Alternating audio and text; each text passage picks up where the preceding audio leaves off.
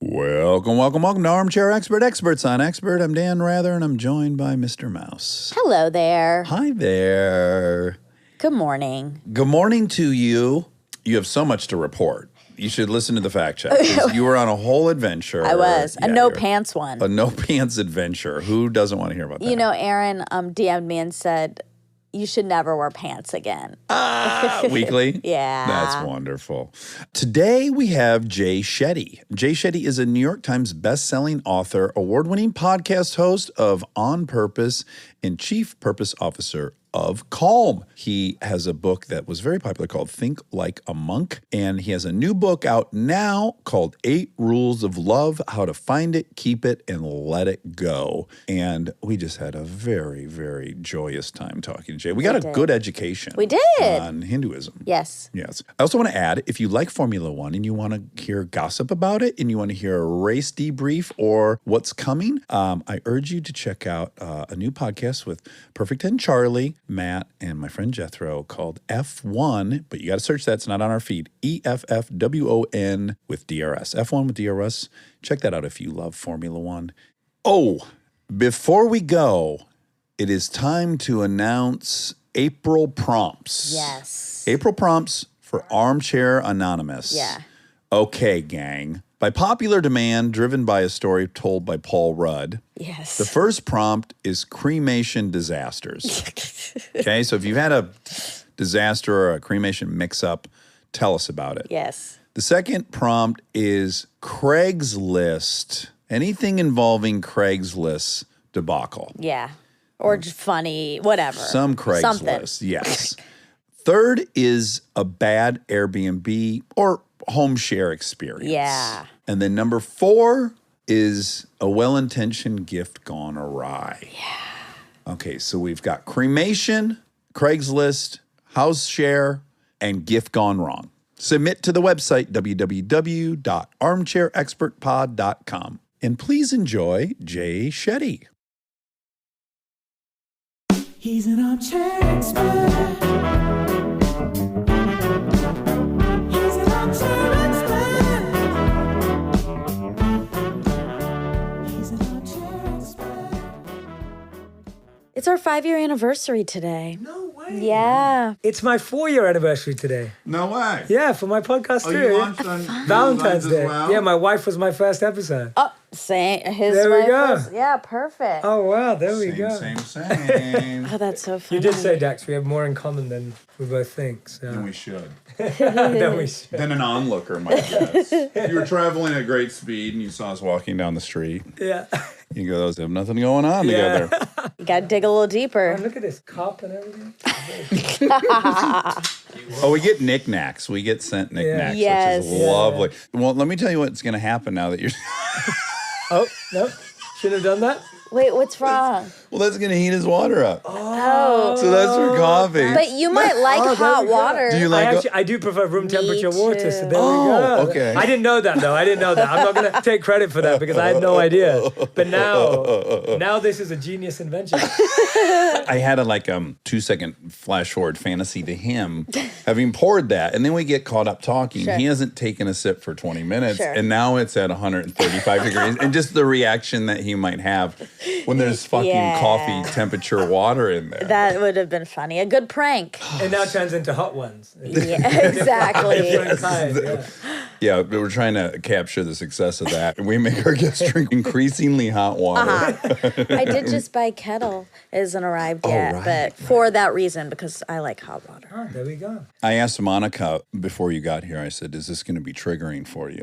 No, because Indian people. The history being Yeah. when she was younger and Indian things would be in pop culture, she'd be like, oh, just stop. I It don't want was to hard for talk about me. this." Interesting. I was born here Right. and grew up here in Georgia. Very white, very southern. Very white. So I was doing my best to be white. When Bend It Like Beckham came out, I was horrified.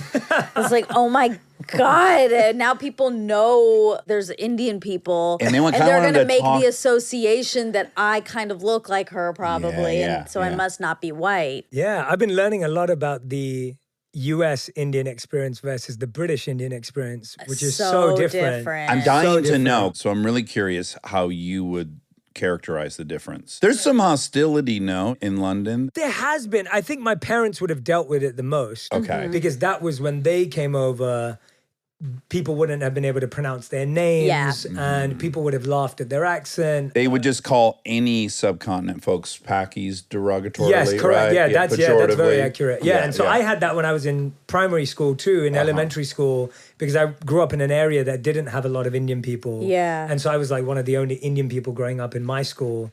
And so being called Paki was a very common derogatory term that was thrown around. And could you rate that out of 10? So we'll say the N word's a 10, right? That's Yeah.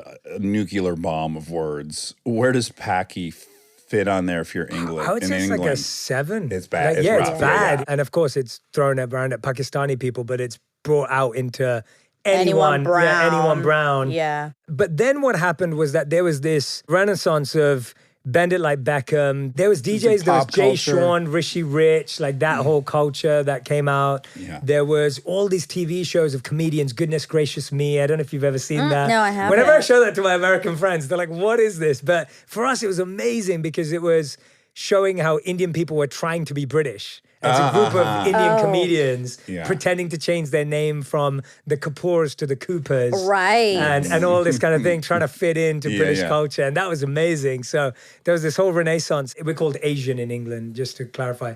But you have the British Asian networks, you have radio shows, you have TV shows. There's just so much Indian Asian culture that is part of Right. London especially and England. I'm not qualified. Monica would have a better radar on this, but that didn't happen until about, I want to say 10 years ago. Aziz, Mindy, Hassan. I would say even Aziz and Mindy, at the beginning anyway, they weren't specifically writing anything or doing anything that was Indian. Yes, They just yes. were Indian. Yes, and that's true. that's what I was also like, okay, if it's written as like an Indian character, I don't want that. I like actively don't want that. I just want it to be a funny character. But now Mindy has Never Have I Ever, and now I think she's Starting to embrace. Yeah. Which yeah. you two are on a similar yeah. trajectory. I've always been saying my goal for Monica is that year 20 of this show, she's in the full. I come in a sari. Full sorry. yeah. I should have dressed up. I should have worn my wedding outfit. Yes. Basically. Exactly. Were you hiding from it like Monica? You went to an all boys school? Was it That like was a my prep? secondary school. Yeah, my high school was all boys. Is it bougie a little bit? It's what's called a grammar school. So you have to take exams, but it's not private, so your parents don't have to pay for it. Okay. So you get a private education for free. But a little elevated status wise. Very elevated Yeah. status-wise, yes. Okay, yeah. so when you were there, were you owning it, loving it, embracing it, or were you just kind of like, this isn't a thing? It was harder in elementary school because that's when the kids would be like, oh, your food smells funny. Right. Or like we celebrated every major festival at our school. And I remember that one Diwali, my mom had prepped me. She dressed me up in like traditional Indian clothes, stressful. but she'd kind of put me in a half sari, half toga. Oh, wow. And I was Big swing. And I was overweight growing up, so parts of my body are hanging out. And then I had to go up on stage and sing in my native language a my prayer God. about Diwali. Oh my God. And the whole school just cracked up. Like everyone was just laughing. I was like 8 years old. This is so I was 8 years scarring. old. I looked down to like read the lines and I realized that my tears had smudged the paper. So I forgot the lines. so sad. This then- is heartbreaking. Picture Delta, that's her. I That's too cruel to put a kid through. To top it all off, the teacher comes, puts her arm around me and walks me off and everyone's cracking up. And so I was hiding my Indian culture too. Well, especially having an experience like that. Oh my God. That is. Oh, that's like the scene from Carrie where they dumped the pig's blood on her. I mean, that is rough. It was rough. Oh. Did you resent your mom? Or you're like, why did you do this? I did. Yeah. I definitely did. I was like, Mom, no kid should ever have to dress up like that Yeah. at 8 in front of their peers. Who don't Who understand don't it. understand the culture and they don't understand the language and they can't appreciate the artistic nature. And I can't sing to top it all off, so it's not even like I have a good singing voice. Wait, what was was Jay. it Hindi? It was Hindi or maybe it was even like Sanskrit. It was like Oh, super wow. old. But my secondary school, I feel like as time went on, there were a lot more Indians at my secondary school. It was primarily Indian and Jewish. That kind of makes sense because you got to test into it. So it's like first generation kids practicing their asses off, Yes. parents on them. Here's your opportunity. Definitely. Yeah. And all the lazy white people were like, that's cool. I'll catch up down the line. I'll see you at the interview process where I'll have the upper hand. Yeah. I can phone this in. So true. Yeah. So what's your observation of it here? Well, I've been learning about it, even hearing about Monaco today. I have a lot of South Asian friends in LA as well. You may even know some of them, but like Payal Kadakia, who founded ClassPass, she's Cool. one of my closest friends. She's amazing, but she grew up in New Jersey. So I've been learning about what it felt like growing up in New Jersey, which actually has a massive Indian community. Huge. But again, she felt like that wasn't normal. Like she studied Indian classical dancing and she's told me about how that wasn't seen as the natural way. So she became a cheerleader. And Oh, yeah. so I've been learning about it through different friends here. Well, it's also so varied. Like if you're in England, you're looking at the USA as a kid, you're like Baywatch or whatever fucking shows, right? And you're probably thinking of it as a singular place. And then the longer you're here, you realize, oh, there's the gamut. Regional racism is so different everywhere you would go. You couldn't even say what an American experience is. You could say what Southern. each individual little town experience would be like. And we definitely grew up more on US TV. I grew up watching The Simpsons, Fresh Prince. What did you think of Apu? Yeah, it's really fascinating because my uncle was a grocery store owner in London. wow. So I actually had an uncle that was pretty much Apu in real life. Yeah. And so I was like, oh, that makes sense. Genuinely, like that was my, but then the strange thing was when I moved to LA, which was literally 5 years ago, I remember going to like a barber shop to get my hair cut. And the lady sat me down and she was just like, oh, what's your background? And I'm like, oh, I'm Indian, but I'm from London, born and raised. And she was like, oh, I didn't realize Indian people sounded like you. And I was like, what do you mean? And she was like, I've only ever seen Apu in The Simpsons. That was 5 years ago. 5 years when I ago? moved here. Yeah, just my first haircut. And she's in LA. And she's in LA. Oh and my so, God. That's So, she yeah, must have I- just moved. yeah, but to me, Apu is normal because I had an uncle who is Apu. So yeah, I think what's tricky is obviously that's based in some reality, but the exploitation of that character, of Yes. him being the butt of the joke all the time, that's the part where it breaks down. Well, it's pretty layered. When we had Hank Azaria on and he talked a lot about it, and his Yeah. reaction to all of it has been pretty worth modeling. Agreed. Really took his time, really went and talked to tons of people. Took years before he responded to the criticism. But with all that said, there's also the layer that there's a white guy doing it. Yes, Right? yes, So- yes, Yeah. exactly. Yeah, intrinsically, it is a characterization. You could step back and go like, well, everyone's blasted. So Homer Simpson's the epitome of the lazy white dad. The cop is the epitome of the bumbling, stupid, overweight cop. Everything donuts, is a yeah. parody. So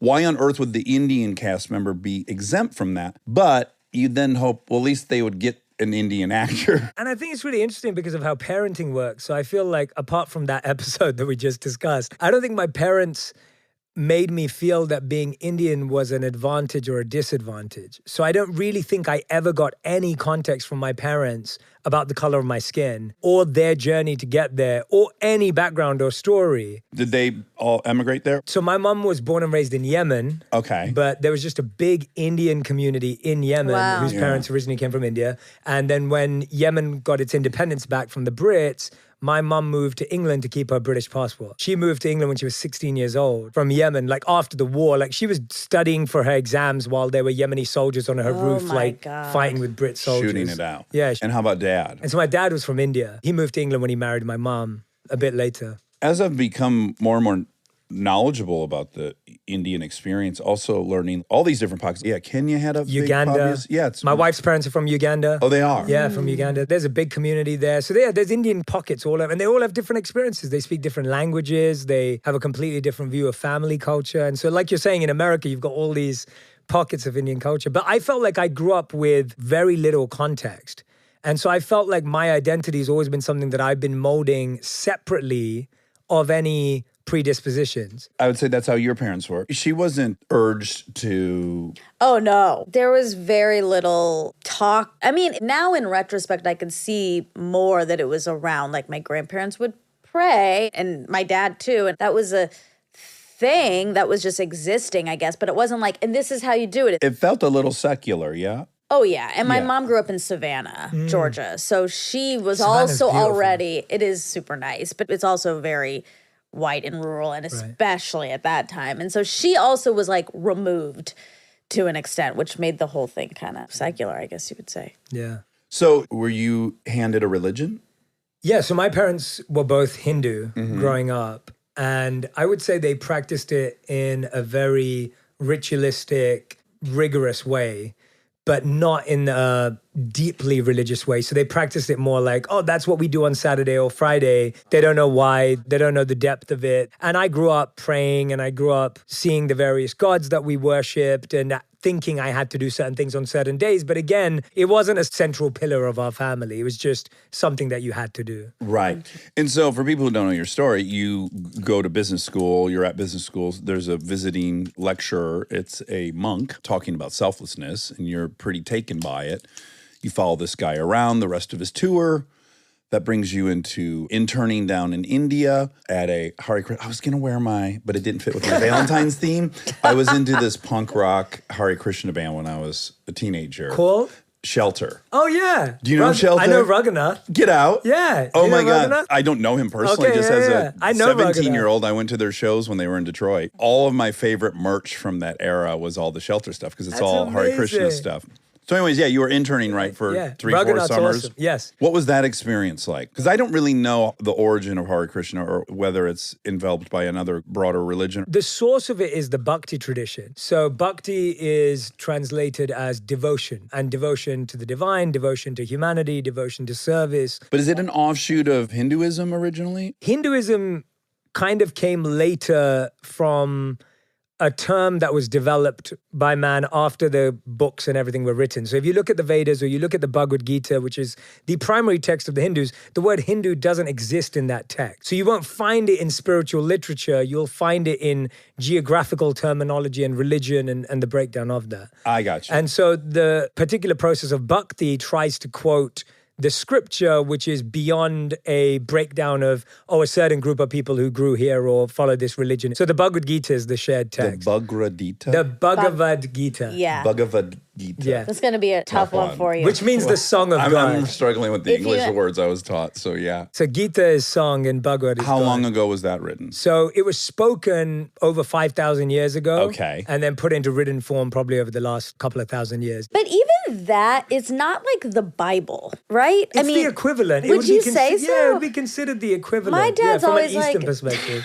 It's there. It's kind of the book. What would he say is the book? He would say that is the closest thing, Yeah. but it's not the same as the Bible, where it's like essentially like an instruction manual. Well, a Correct. history, a prescriptive way to live, Right. commandments. He says Agreed. it's just like like a covenant. story. That's actually a really great observation. The Bhagavad Gita is a conversation between a warrior and God. Arjun is the Okay. name of the warrior, and Krishna is God or the divine or the universal godly aspect in this conversation. And God happens to be the charioteer of Arjun. And there's this big battle that's about to take place.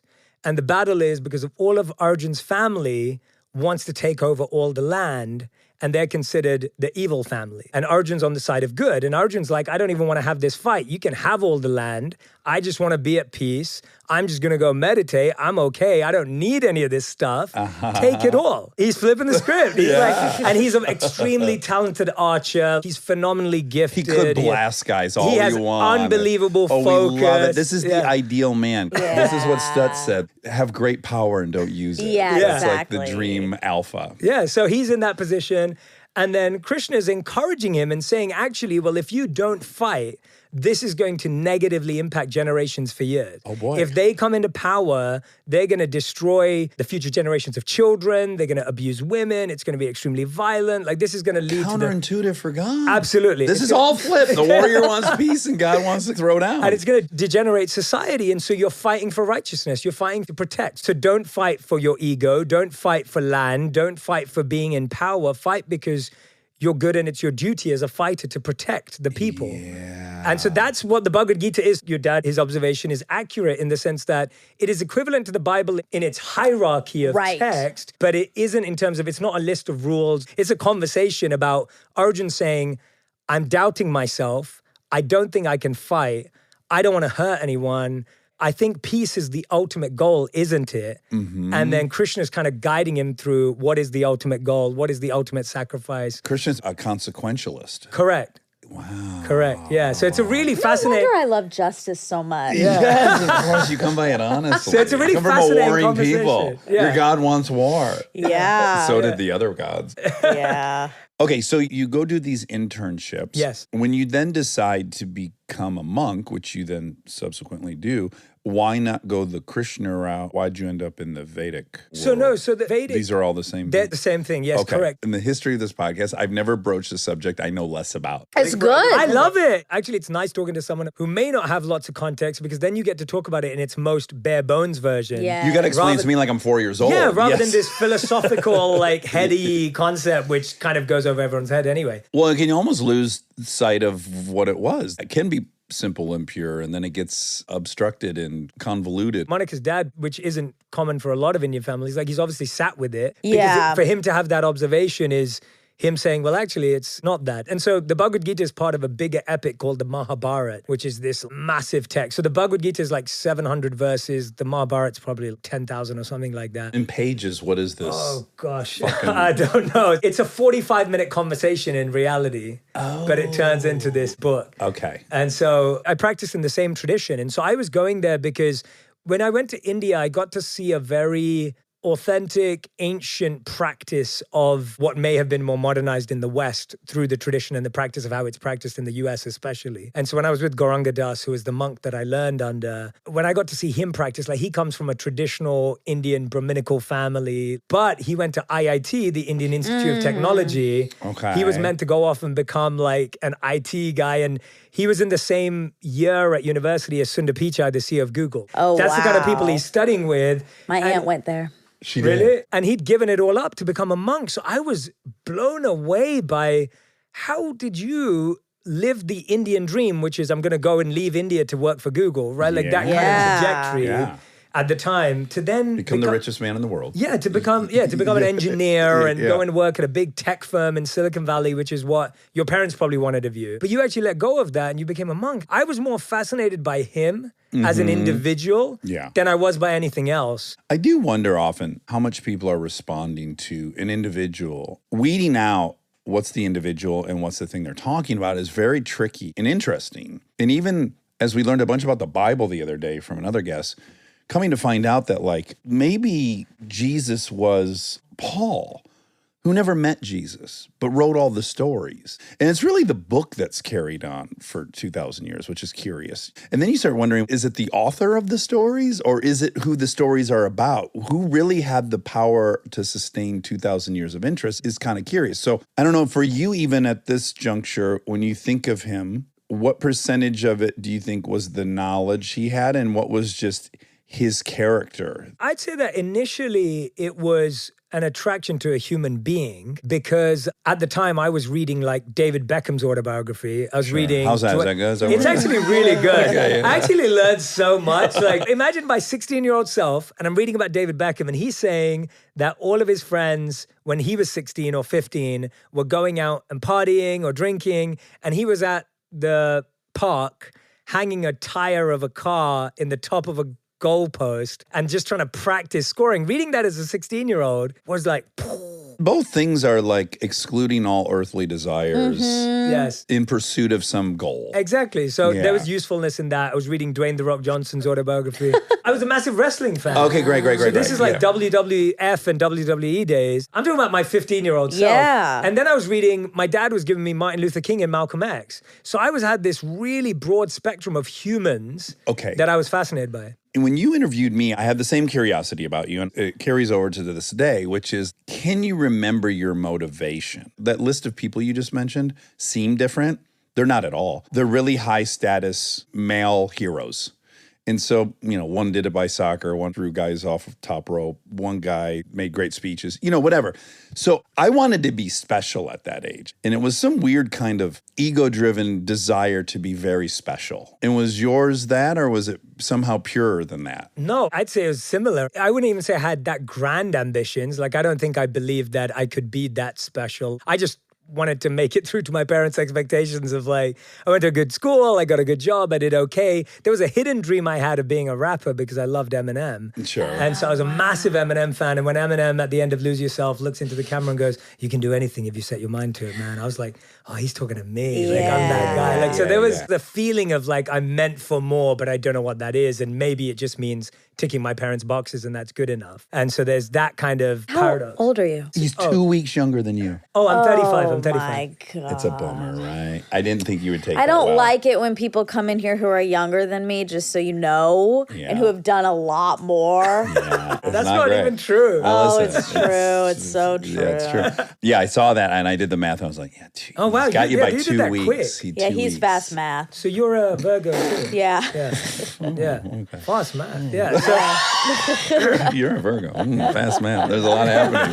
Dwayne The Rock Johnson. yeah. I was 18 when I met the monk, but Okay. I'm talking about just coming up to that period. My 16-year-old self wanted to be a rapper, if you asked me, but I didn't really think that was possible because I had Indian parents Yeah. who believed that I had to have a safe, stable job to pay the bills. So I don't think I actually ever believed that it was real or that it would happen, but at least it made me feel good during my teen years of doing cool stuff on the side and like recording and hanging out. And I played the drum kit growing up and Oh, I have one downstairs. I can't play anymore, but I'll try. I'll show you what I've got left. I'll show you what I've got left. But there was that element of like, this is fun, but then I'm going to have to get to real life because that's what my Yes. parents have told me. Yes. You have lots of extracurricular activities only to one day have to let go of all of the stuff you love to have a safe life, right? Which is Right. the Indian setup, at least that I grew up with. Oh, for sure. And so having said all of that, I think what happened was when I met the monk, he was the first person that changed that perspective completely from either of those. What I would have seen in that is great bravery. Yeah, I agree. I would have been like, that's impossible to resist all that. I'm seeing bravery and I aspire to bravery. Correct. And I saw in him, I was like,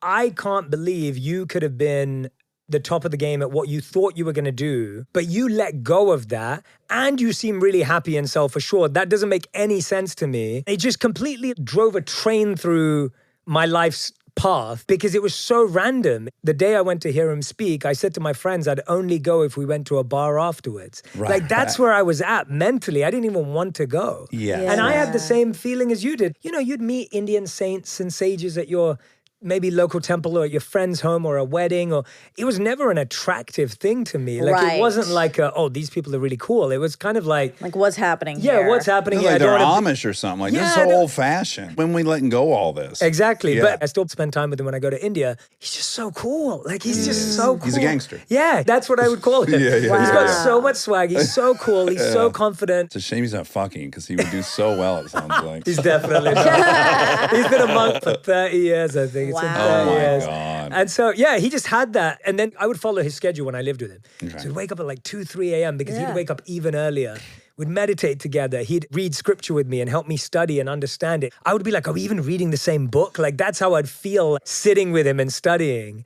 And he just had this very open, practical, he wasn't trying to get me to do anything. He was just putting on display how he lived, right? Did he Like, have money?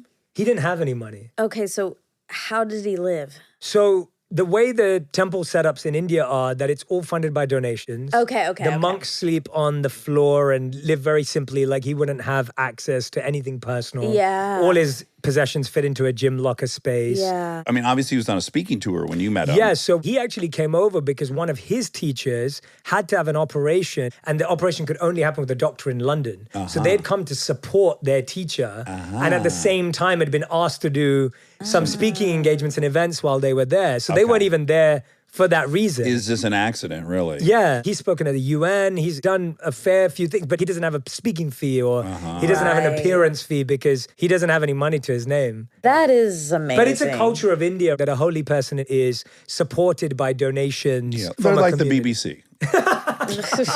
I kind of like that success is not measured by their money. Things get tricky when that starts happening Yeah, because yeah. then you might say things you don't believe in order to get more of that. Like there's just a lot there. Yeah. I think it's interesting because of the cultural aspect of people giving in charity in India. It's just so drilled in. They don't even need to ask, and they're not using it for anything personal. They have access to communal cars to take them to places, but they don't drive a car or they don't choose the car they buy. There's none of that. In So- a lot of ways, it has to be insanely liberating. Yes, that's So what- you have nothing to exactly. lose. You have no fear of loss. And I could see some real purity coming out of that. Yes. Yeah. Okay, so you did it. You I did it did for it. 3 years to catch everyone up to speed. So you went and you lived as a monk. So now here we get into the Vedic. So Vedic is the term I've used because Vedic is the overarching term that kind of houses all of these philosophies of whether it's Hinduism, whether it's Hare Krishna, whether it's Bhakti. And the reason is because I find that in the West, we have very specific views of certain paths and traditions. It's almost like it's an opportunity for me to educate people about the Vedas. Like we know about Stoicism or the Stoics. I'm very attracted to that. Which I am too, and I love it, but not many people know about Vedic teachings, and they're 5,000 years old, and they're incredible, and this conversation with the Gita can teach people for millennia, but we don't know about it, so I kind of have taken it as my responsibility to want to share these ideas. Yeah. And therefore, using that terminology that links to the text that I studied allows me to share that. So it's an intentional, conscious choice. I can imagine doing what you did, right? So you lived on a yoga mat and you lived with other men and you were celibate and you did all the things we stereotypically think a monk does. But I'm just imagining myself in that situation and I'm definitely still cracking jokes. Like, is humor still on the table? I'm so glad you said that. Yeah. When my monk teacher's next here, I would love for you both to meet him. Oh, God, he's yeah. hilarious. And I think being in his presence, you start to realize just how childlike someone is at 70 years old. He'll just laugh and joke about anything and he'll look for that. And it was so fun. Like we had a snorer's room and a non-snorer's room. And we'd all laugh at all the snorers and we'd be like, oh, that one sounds like a Harley Davidson. I remember that there was a group of us that we'd sometimes fight over like these special sweets that were made that were only offered to the deity or whatever, but then they'd be offered to everyone else. We'd have like jokey wrestling fights about these things. There was a lot of playfulness. Because I could live without a lot of the things I've grown accustomed to. I couldn't live without playing. I'll be honest and say that when I did it, I was so saying to myself, I'm just going to practice this the way it is in order to get the desired result. I'd locked into the mindset of saying, I don't want to go there and waste time. I want to do this because I'm committing to practice this properly because I believe that enlightenment, mental mastery, emotional regulation, and death of the ego and service to humanity is on the other side. Well, and it's important to note that you had the intention of being there forever. Correct, yes. Right. When I so chose it's not to like be you were there. like, oh, I'm going to go do wow. 3 years there, then get on the speaking tour. If I wanted to make it into a speaking tour, I would have filmed it. I would have vlogged it. I would have had so much amazing content if that was the desire. I have like 2 I pictures. just want the that footage of them, like taken of one me. guy farted on accident. Oh, in prayer. gosh. Everyone's laughing hysterically. Like, that's what I need to see is like some kind of bodily hijinks That's that hilarious. sends everyone into a round of laughter. Oh my gosh. There were comic moments. I remember one morning we were traveling in South India and we're on this pilgrimage. And so we're living in a room with maybe like 100 monks. So I wake up late and there's like 100 monks meditating around me. And I'm like, oh God, I woke up late. So now I'm dealing with the guilt of I woke up late and the shame of like, oh, everyone's probably looking at me. And I'm feeling really bad about myself, which is all not what you're meant to do as a monk. And then I'm like, where's the showers? And they're like, oh, the showers are 200 meters in that direction. And it's raining outside, like pouring. And I'm like, oh God, all right, I've got to get out there. So I roll my robe up. I start running. It's like muddy. My feet are all getting wet. I'm like, what's the point of getting a shower? I was cleaner before. I get to the showers and now I realize they're open air showers. There's just water falling from the sky anyway. Yeah, you're Oh my stepping out of God. full-blown monsoon into lesser water Let coming out of the everyone- yeah. spout. And so there's just so many moments like that I can look back and laugh at. Yeah. Stay tuned for more Armchair Expert, if you dare.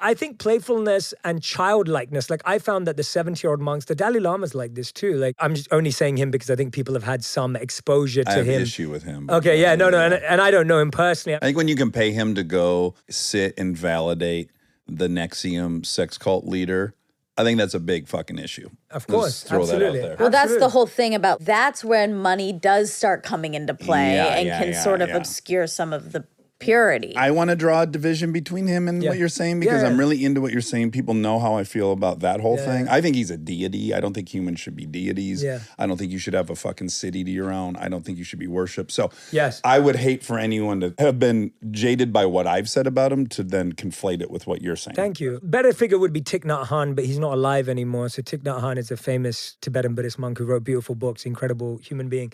I never met him. I just interacted through his work. Anyone who spent time with him would always tell me he was like a child in the best way. That's what I was trying to get. Like you get that childlikeness when you're around someone who's 70 years old and you're like, how? But they have that naivety in a healthy way like a child does. One of my sales pitch to people when they're considering getting sober, when addicts are wrestling with the notion of their future without this substance they've had for 30 years, my greatest sales pitch to them is, I can promise you, you'll literally return to 12 years old. Like, do you remember being 12 and waking up and just being absolutely excited to be a part of the day? Before all the other stuff got involved, that can return. And I experience it on most days. So it would only make sense to me that, yes, then even the further you'd get, you'd be more approaching that original enthusiasm to be a human on planet Earth. Yeah, absolutely. There's this activity I do when I'm sometimes speaking or working with a group of people, and it's called the 30 circles test. It's basically a white piece of paper. I don't know who came up with it, but it has 30 circles on it, and everyone gets one. And then the instruction is you have 30 seconds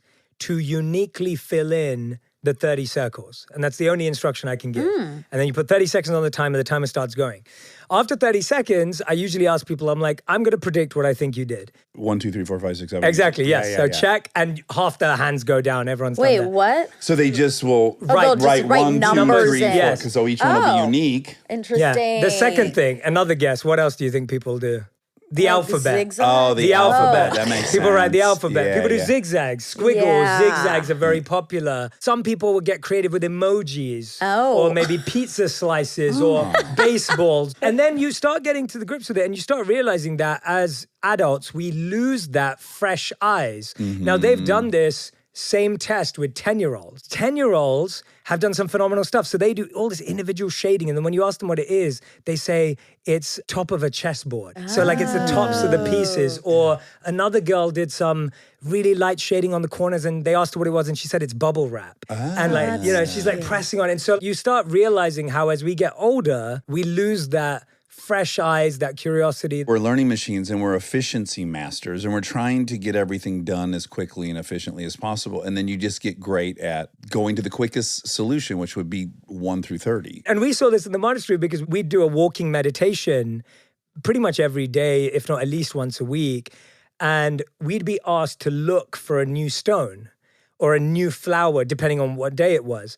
And so what my mind would do is be like, I found a new flower today. I'm going to find a new one for tomorrow as well. So I'm ahead of it.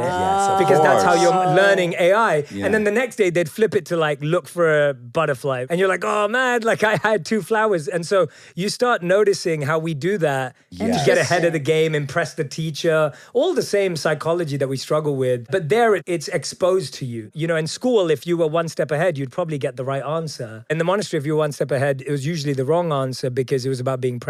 So you couldn't. That's cool. You couldn't be 1 step I'd love ahead. to be tricked like that nonstop until I just stop trying to figure out the right thing. Yeah, that's the goal, right? Is like yeah. eventually you just succumb to just being present. Yeah. Yeah, it's so weird. Some part of me is so skeptical of just everything. I'm kind of cynical. And so it's like Me when too. I think of going and why someone would do it, I'm trying to poke all these holes in it.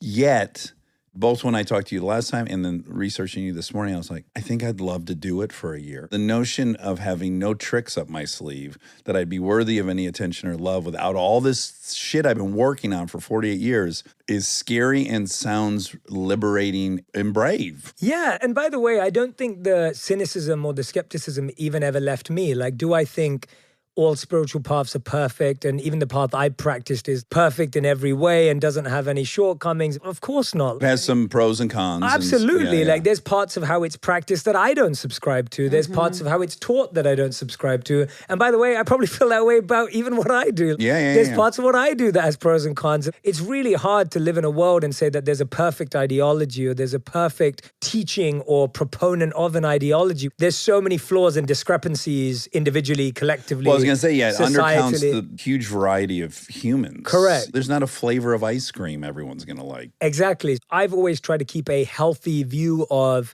hey, what can I learn from this? What can I gain from this? What don't I subscribe to and what don't I vibe with? And then now I can live a life of collecting my identity and collecting myself and curating rather than a life of, oh, I'm just this one thing and this is who I am. I feel completely in love with the life I lived as a monk, but I feel completely in love with being married to my wife. Yeah. And I feel completely in love with doing what I do on media. Like I'm quite in love with a lot of areas of my life, which are very paradoxical. Sure. But I'm okay with that because to me, that's more authentic to who I actually am. Whereas if I wanted to appeal to everyone, I'd have to choose one identity. You love Beckham, you love Eminem, and you love this monk. Yeah. And Malcolm You have X and Martin space Luther for King. all of it. I was reading this research recently, which I mean may not be mind-blowing to you. To me it was because I'd never really thought about it. But it was talking about how, obviously we know we live in this binary world. And it was talking about how even black and white TV is mostly gray. And the idea that black and white TV, that's what we call it to label it. But actually it's just lots of speckles and pixels of gray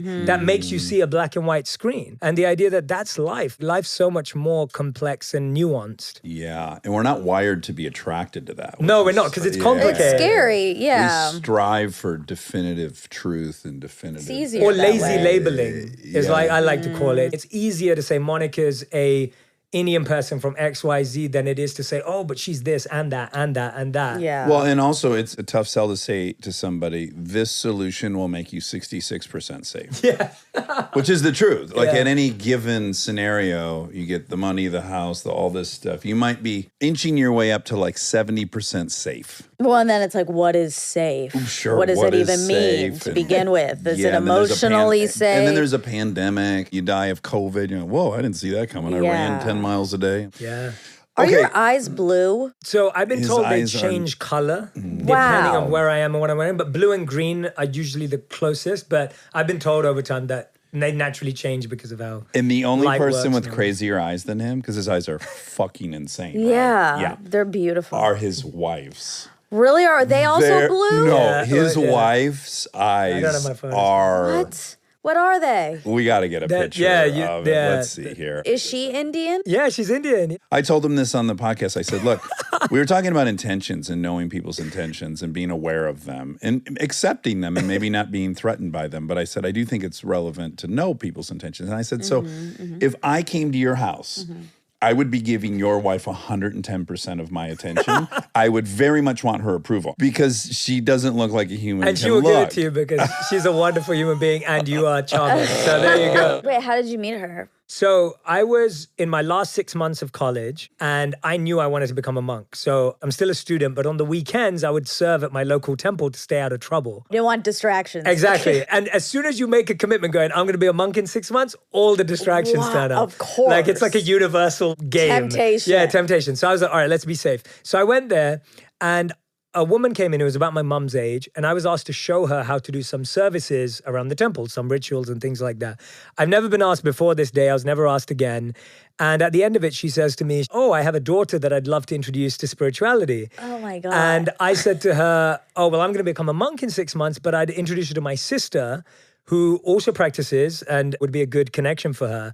So that woman happens to be my wife's mum. Wow. And she brings her daughter to meet my sister, and I'm there to just connect them two. I see my wife, and I'm like, You're like, oh wow. no. I'm like, oh no, you're so stunning. Oh wow. Yeah, it's pretty preposterous, isn't it? Wait. I don't understand how both of you have eyes like I know, this. I've never I know. seen an They Indian found each person other. without brown eyes. Yeah, my sister has brown eyes too. Isn't that actually impossible genetics wise? Her grandma has blue eyes, like bright blue eyes, and she's Indian. And I don't have it in my family, so I'm an anomaly for sure. Wow, because it takes two recessive genes. does. You I'm need very confused. You need two that's little that's bees. amazing. Two Wow. little bees. Do you guys have children? Not yet, no. But wow, oh my God, can you imagine those eyes? We're like an alien family. I mean, Yes. Can you imagine? They're gonna have just regular brown eyes and be look so at mad. this girl. Wow. Did you get her approval? He hasn't I've never yet. met He's her. never met her yet. I I just was see. like, I was just making a point. Sure. And I've only met Kristen digitally too, so it's not Oh, fair. you So it have? has- We've only? never actually, I've Oh. interviewed her a bunch of times. We've done so many events together online, but we've never, Both of us inordinately attracted to Indian folks. So Kristen will definitely be wanting your approval as well. wow. Yeah, she loves Hassan. Where does that come Yeah, from? well, she loves Riz Ahmed. Oh yeah, I love Right. I think because we're two see-through white honkies from the north, so we didn't see that. The skin's so beautiful to us. It's just like, wow, what is this brown? Monica, how does that feel? How much Impossible. power you have in this I room? know, Well, it's she's really, displayed it. Yeah. I mean. yeah, I'm using it. I'm using it to my advantage. Yeah, exactly. She's had Belle and I on the run for 8 years now. Yeah. Yeah. I love that. You know, it's an interesting thing too. When I was growing up, because I was overweight and because people didn't think I was attractive and I was bullied for it a lot and things like that. And then I remember one auntie who said to me, I was like 9 years old.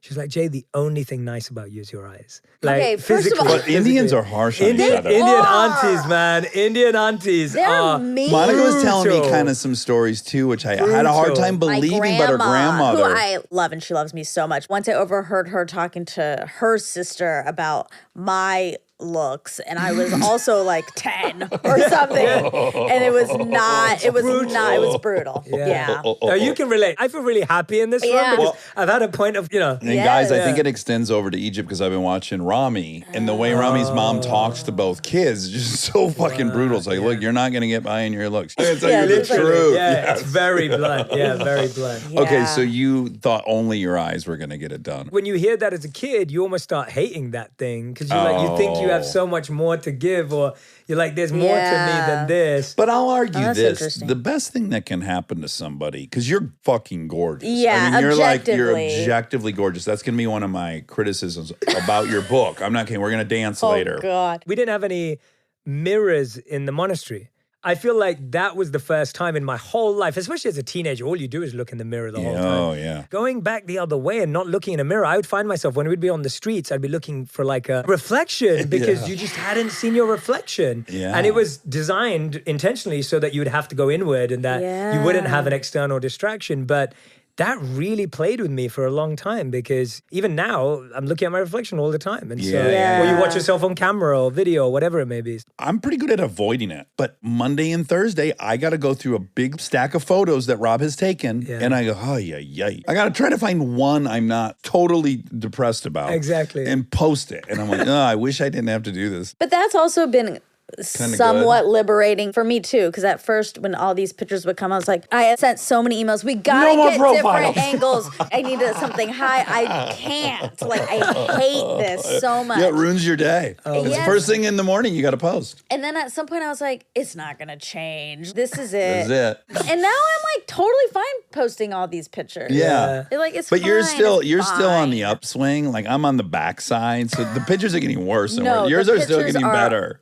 Sorry, Rob. Horrible. No, it's Rob, not your It's fault. not you. It's the subject. The guests always look gorgeous. I'm like, I can't know. even pick Honestly, which one. I know. I'm like, oh, is it because they're on that side? I mean, I think the pictures always look great. Like, I was very excited for my picture with both of you. No, so, he's a very yeah. good photographer. It's just so It's great. iconic now. It's iconic. Yeah. What a distraction. I had one single last question about the monk experience, which is the decision to leave, I imagine for me would be really complicated. I would be thinking of what people were going to say when I returned home. I'd be thinking what the monks were going to think when I bailed out. It would be very hard for me to not think everyone would have a judgment of this decision. That was me. That was a 6-month decision. Now I often hear, oh, Jay, like, this is really cool. You had this experience and now you talk about it. And I'm like, it was never cool when I became a monk. When I went off to become a monk, my family was like, you're wasting your education. Yeah. You'll never make money again. You've let your parents down. Yeah. No one will ever marry you. I don't want my children to become monks. Yeah, of course. And so I'm like, oh, now they're right. And by the way, when I came back,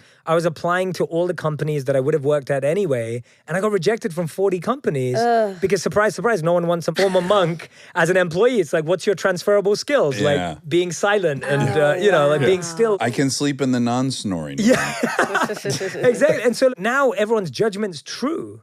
So it's not even in your head anymore. It's when I actually came validated. back, it's validated. It's like, oh, Jay, we told you. And now all your friends are renting nice apartments and getting homes, or they're in a serious relationship, or they got promoted and now they're making this much money and you're behind. So coming back was exactly what you said. I was worried about what the monks would think. I was worried about what my parents would say. I was worried about what my parents would have to hear from the Indian community. I was worried about now my school friends that I've lost touch with. What are they going to be doing? Were Am I you going to get a nervous you job? would have a harder time relating to them 100%. socially? Yeah. I remember, I didn't know who the Prime Minister of England was. I didn't know who won the World Cup. I didn't know how to do small talk anymore. So when I finally got a job 10 months later after I came back, after doing tons of interviews and everything, I went to the networking event for the new company that I joined. And the networking event was pizza making.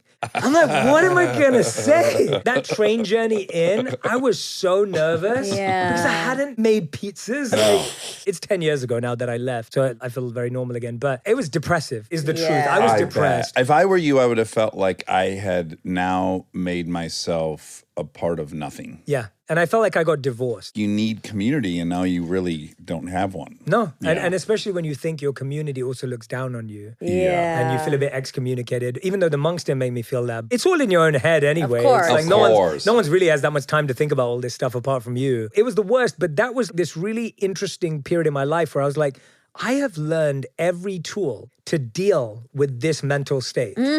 That's kind of why you were there. Why I went there. But when I came back, I forgot everything and I dropped back into all my habits. I woke up late, I slept late, I caught up on How I Met Your Mother, I listened to Drake, I ate chocolate every day. I was doing everything that I would have done. When Sid Arthur goes to the city. Yeah, exactly. You just completely forget. Yeah. And then it was like a couple of months later where I was like, wait a minute, I know how to deal with this, but I've got to allow myself to practice monk teachings while not being a monk. Yeah. Like I have to allow myself to do that and not think that that was just for the ashram, that it was something special, reserved. And that's what kind of helped me. Why did you leave? Like, what was the impetus? There was a You bunch got of horny.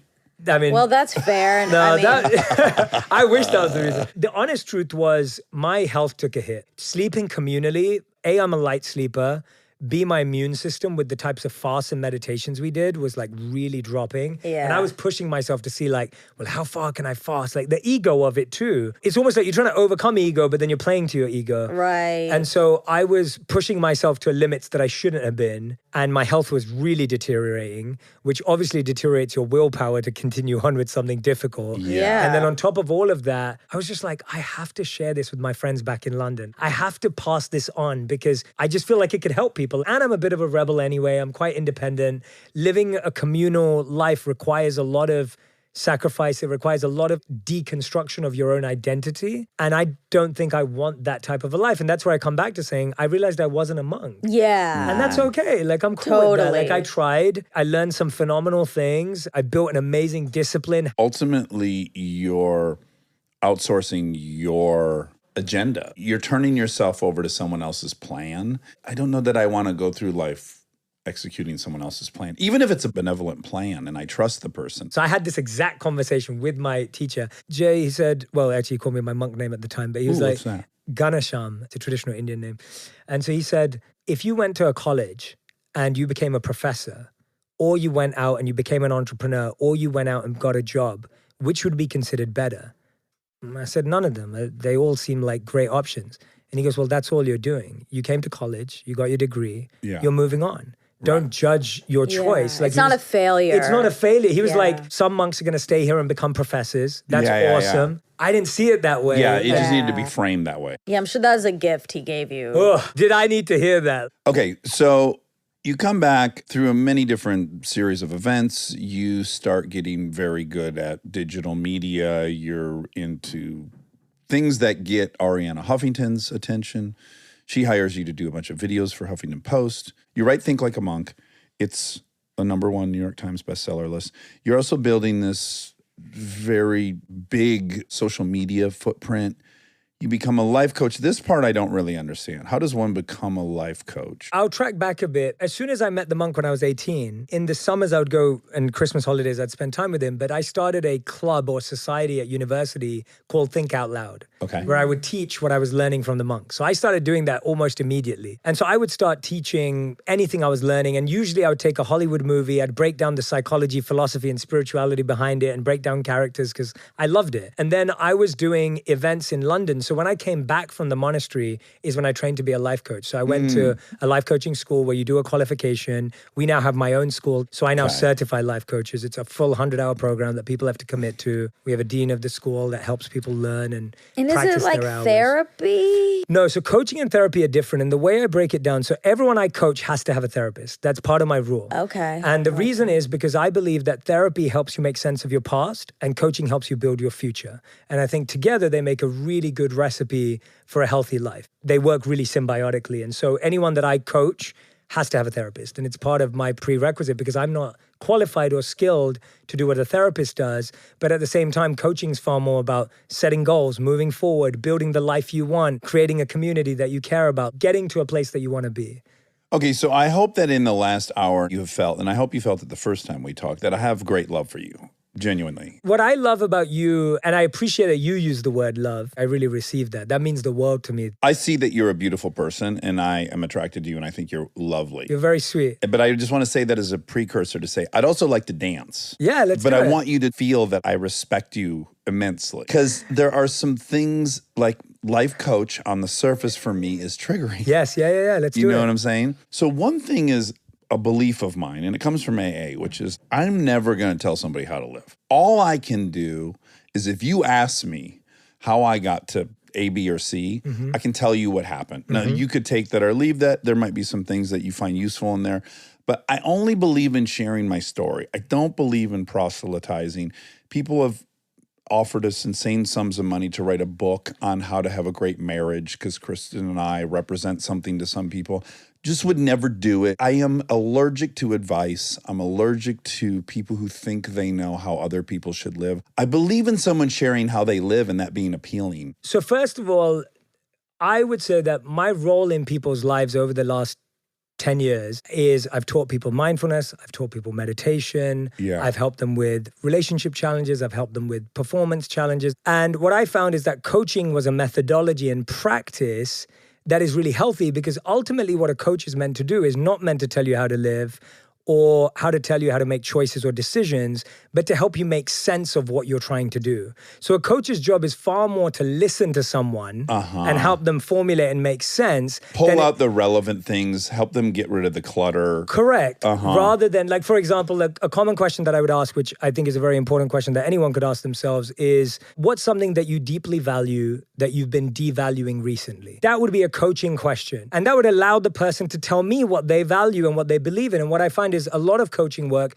is really helping people figure out their values. So actually the greatest skill I gained from learning how to coach is I don't project my belief system onto anyone because I realized that they're operating from their own drive and their They have own different system. goals. And I need to help them figure out what they are because most people are not aware of why they chose what they chose, including their house, their partner, their job. We've just never been trained in understanding decision making. People don't maybe feel like they have the ability to create the options they want. Correct. And I would say, like in any industry, and I struggled with even using the word coach in my title when I first did it because the coaching industry has somewhat of a bad reputation too, because like pretty much everyone claims to be a coach. People throw around the title. People haven't actually done the training. There is official training. Yeah. It sounds kind of more mentorship in some ways. Yeah, the difference between mentorship and coaching is mentorship is when you have a subject matter expertise. And coaching is you don't have a subject matter Right. expertise apart from the methodology of coaching. If someone wanted a podcasting mentor, they could come to both of you. You could mentor a podcast because you guys have a successful podcast and you could teach people how to interview and how to listen to people. I had a friend recently who actually wants to be a movie director. And I said to him, I think you need to get a coach. And he was like, but that coach should have made movies, right? I was like, no. Like, you need to get a coach to get you disciplined, to get you writing an hour every day or 2 hours every day, who gets you out there and networking. Like, a coach is going to help you build the habits to change your life to get to the point you want to get to. They're not going to teach you how to get a movie directed because that would be a Right. mentor who knows how to direct I movies. see. I love that we're having this conversation because I think these terms are just thrown around and people don't really understand the difference. And this is one of the first lessons we do in our school is we teach the difference between what's a mentor, what's a coach, what's a therapist, and how you're not trying to be all three. Well, and then my greatest character defect is very at play in my cynicism towards it, which is in my household, growing up, single mother, 3 kids, her working midnights as a janitor, the number one quality you could have would be self-sufficiency and independence. Like this is what everyone needed to be. They needed to handle their own shit. And so that's how I would show you I love you. Yeah. That's how I show my partner. It's a fucked up love language, but you know, that's how I am. So the notion of employing someone else to tell you how to do something is like, no, either I got to figure it out on my own or I don't deserve it. That's a great mindset that one can start with.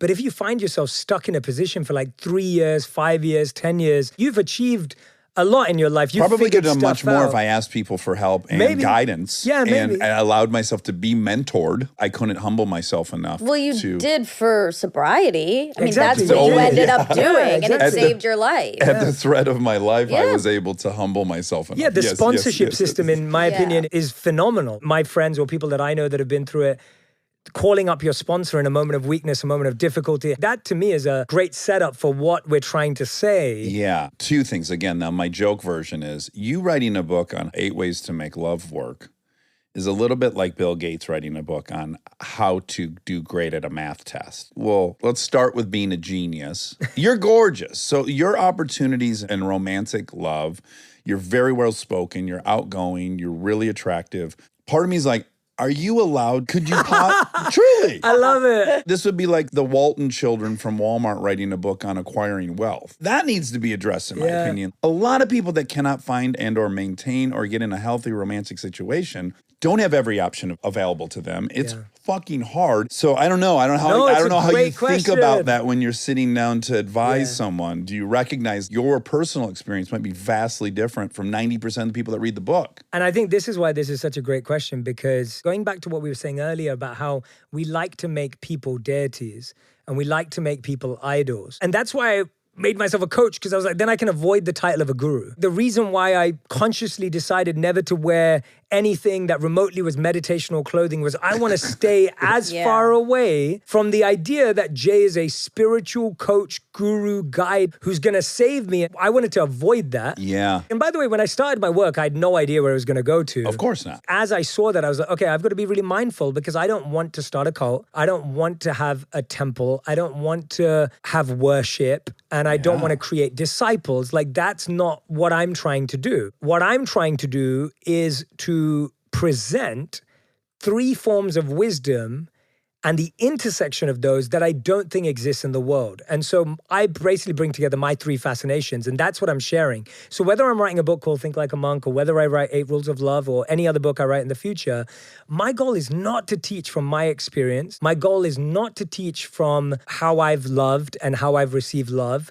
My goal is to teach from 3 areas. So the first is ancient wisdom. I am fascinated by anything old. There's a beautiful quote from Ivan Pavlov where he said, if you want a new idea, read an old book. That's always fascinated me. So that forms a pillar of my work. I believe that everything I'm trying to excavate is timeless and it's already been known. But I want to go as far back as possible. And for me, the Vedas are my reference point because I studied them as a monk.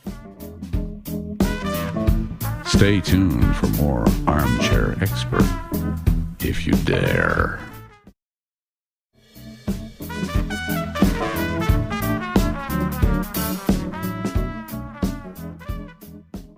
I did a Vedic cleanse to deal with my psoriatic arthritis. Oh, I didn't know that. Panchakarma. Yeah. I've done Panchakarma. It's painful. It's an experience. Really bad. Have you done it before, Monica? No, I haven't. All right. It's an experience. Yeah. And so, I'm driving fucking 40 minutes Did you a day. take it up the... Oh, yeah. Enemas, coffee enemas, the whole nine. Yeah. What I can 1,000% recognize is you're looking at records that have been kept for 5,000 years.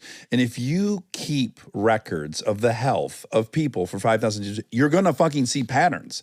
Now, you don't really have to have the explanation for it. And I don't need to get involved with you telling me why it's working, but I do believe over 5,000 years of observation, they've figured some shit out. Absolutely. And that's how I embraced that. Yeah. So that's one big pillar of my work, right? Okay. Like that's a massive pillar. I'm not saying, oh, this is the wisdom I realized, I'm enlightened. I'm not doing that. I'm saying there are these texts that I've had a lot of time to study. I studied under the greats. I'm going to try and extrapolate that for the modern world, which I do have a context of. I've had a job, I've had parents, I've struggled for money. I know what that feels like. So I can relate to that. You went to bars, you were in college. Yeah, I can do that. The second part, which is really interesting to me, is pairing that with modern scientific research. Yeah, in your book, you're quoting tons of psychiatrists and data. Correct. Yes. Because I grew up thinking you had to be spiritual or scientific, Eastern or Western. And my thing's like, I'm right in the middle. I even grew up in London. Like to me, being Indian in London, now living in the US, I have this really global view. At this point, I've lived in Mumbai, London, New York, and LA. Obviously big cities, having granted that, but very different experiences. And I love modern science. I'm fascinated by it, but I'm fascinated by, does it prove some of the ancient wisdom is true? What it can do is actually explain the mechanism for the observation they already know. So a beautiful example of this is everyone today is fascinated with circadian rhythms. Everyone has to wake up, they have to look at the sun, they have to take in the sunlight. Andrew Huberman. Exactly, and I love Andrew. If you get enough light exposure, you're going to be able to sleep better at night, like all of this science, right? Andrew's awesome at it. And me and Andrew spoke about this on my podcast. He knows this because he's looked at Vedic and Eastern teachings too. He's fascinated by symbology and stuff. And we were talking about how Surya Namaskar, which means sun salutation, is a Eastern practice in the morning of yoga where you wake up and you pay respects to the sun. Like that is the first thing you do in the day. Yeah. And as monks, that's what we did in the day. Right. That gets your circadian rhythm going. Now, that may not have been the explanation, but it has the same effect. Yeah, they didn't know what was happening biochemically, but who cares? Or maybe they did. But the point is that they saw value in how that impacted their health. I'm trying to find the intersections and the discrepancies between ancient wisdom and modern science. And I've overall found more synergy than I have debate, at least from my thoughts. And that's my bias too, for sure. And then the third thing I do is I add a bit of pop culture because I love pop culture. I love mainstream media. I grew up watching every major American TV show. I have a complete correlation with everything we have in this city. And I add habits, strategies, and steps to practically apply it. Yeah, a lot of actionable steps. Actionable which steps. I dig. Yeah. If you look at those 3 pillars, or maybe even 4 now, adding the strategies and steps, none of it is me saying, hey, I figured it out. It's me curating and researching. You're reporting. I'm reporting. What you've found. And I'm happy and being then a you're reporter. doing some synthesizing. Correct. I'm doing a lot of synthesizing. I'm doing a lot of connecting the dots. And I'm doing a lot of practical strategy steps. And how do you actually practically apply this in your life so that it actually works in your average day? So I'm trying as much to stay away from teaching through my own life. And the only reason I share stories from my own life in the book or anywhere else is almost to point out that me and my wife don't have a perfect relationship because, like you, in a different way, I get the projection from others, relationship goals, hashtag, all that kind of stuff. Yeah. And so I'm only telling stories to be like, guys, we fight all the time. I find my wife really annoying. Yes, she's gorgeous, but that doesn't help when we're having an argument. No, Right. That wears off. And just, I want you to know that I'm not even trying to present the idea that I'm perfect, but there is such a desire in the human mind for God. And I'm not saying I'm that person, but I'm saying that we're so trying to find perfection in everyone else. And I'm just trying to say, please, please, please, I'm not. I'm like trying harder and overcompensating. Yeah. What is the main loop you two get stuck in? My wife's deepest love and joy is her family who are back in London. And my deepest joy is my purpose, which currently exists in LA. That's stressful. Yeah, it's stressful. And I love my wife and I want her to be happy, and she loves me and wants me to be happy, which means we've realized that spending time in different countries for longer periods of time has had to be the way we love each other and respect each other. Yeah. Does she need to be escorted to London? No. Okay. You need That was protection an or anything? invitation. Oh, He was I just inviting got it. himself. I Yeah. just got it. Sorry. It took me I don't like the idea of her traveling alone. Yeah, she yeah. needs someone Anytime, to carry her Dax. around. With those eyes. Yeah. Okay, so there are 8 rules of love proposed in the book. Yes. And 8 corresponding chapters. I'm going to go through them, and then I want to ask you about a couple of them in a Sure. sec. That's cool. So number 1, let yourself be alone. Is this know thyself before? There's that, but there's a you that exists before a relationship, during a relationship, and after every relationship.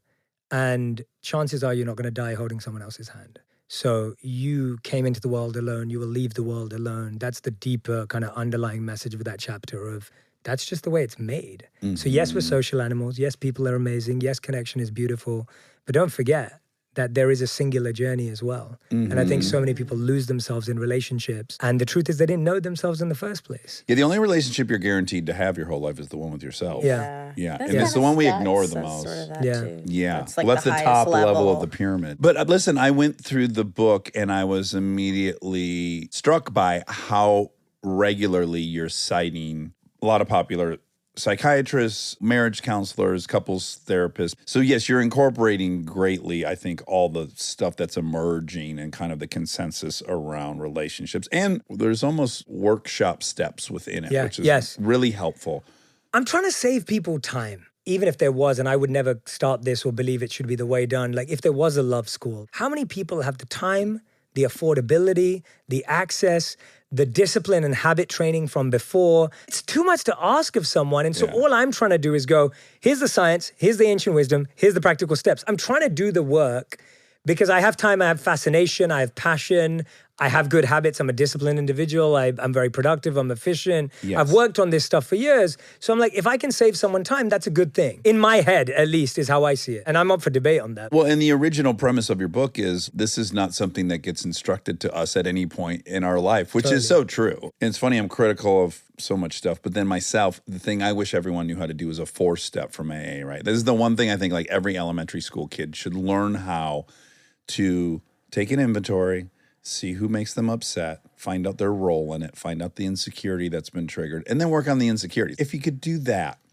it would save you so much resentment and fucking maze shit. And that's what I do in one chapter of Fighting. It's like, well, wait a minute. Let's figure out what's the root of what you're actually fighting about. Let's figure out what you and your partner's fight styles are.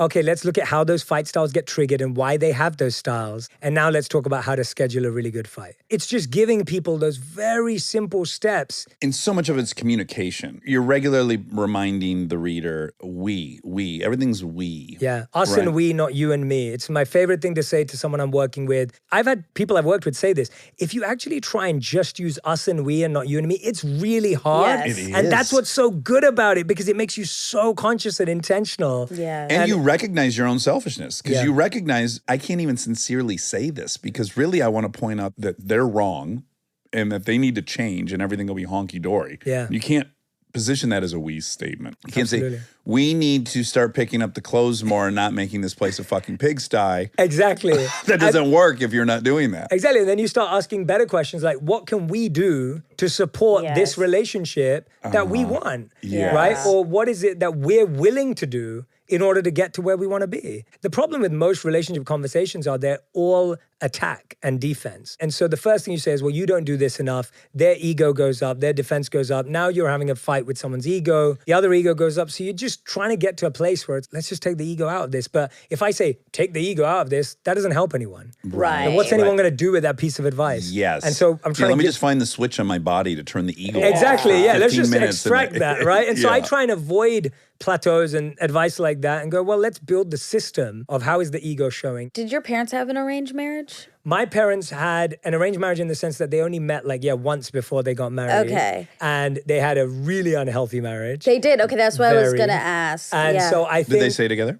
they stayed together and finally separated during the pandemic. Oh, wow. Congratulations, I guess, to them. Yeah, I told them to get divorced when I was 10 years old. Uh-huh. And I think that I got to see a model of a marriage that one should never have. And I think that has led to so much of the work I do today because I feel I mediated my parents' marriage since I was 10. I got really good at listening to two people I loved, not judging them, being compassionate, hearing out all their pain, looking for solutions without ever reflecting it back onto them. So I've just done that my whole life. Totally. So it's like that's really where all my work comes from is I've had to sit and listen to two people I love who independently are actually quite nice people. Yes, yes, Just but together, couldn't but can't do it. figure it out. Yes. I went to chapter 7 right away. You don't break in a breakup. And I was reading kind of how encompassing now what we would label an abusive relationship. And I think it's expanding so much. Like when I grew up, it was like if your husband hit you, that was an abusive relationship. And we had a guest recently where I hate admitting this, but I had heard in press she was leaving an abusive relationship. And I think I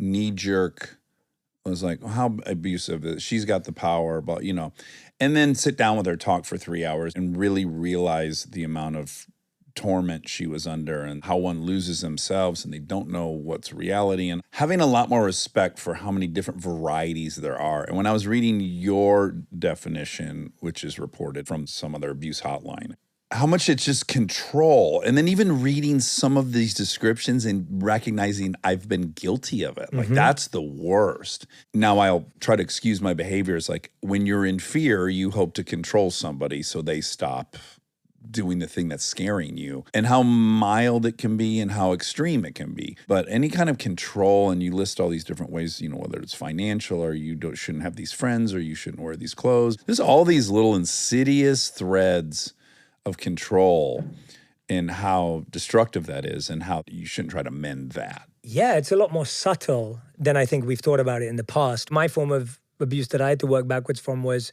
when I was loved a lot when I was growing up, I was also made to feel guilty for not reciprocating with that level of love. And so I found in my marriage, I would do that to my wife all the time, where I would over love her. And then I would make her feel guilty for not loving me back the same amount. That's a form of abuse because that person's like, A, I never asked for this love. B, I'm loving you in my own way. Now I'm suspicious you only gave me that to receive it. So the whole thing was manipulative from the get. Totally. And I don't consider myself a manipulative person. I don't consider myself an abusive person. I consider myself to be caring and loving, but still, there are so many threads of this. So that's the kind of stuff that I want people to find, because that's the kind of stuff that breaks even a healthy relationship. That feels so subtle. It's like a hidden weed in your garden. But it's like death by 1,000 paper cuts. And everyone's scared. The person, it's all sad. Okay, we don't have time for this, but this is the last thing I really wanted to talk to you about, because a few things have triggered this in my own life that I've been really laser focused on it. But have you happened to hear this podcast series on the BBC4 called The New Gurus by Helen Lewis? No, I have not at all. It's great. Someone sent it to me. I love it. And it goes through all these different people. You know, you've got your kind of time management gurus. You've got your health and fitness gurus.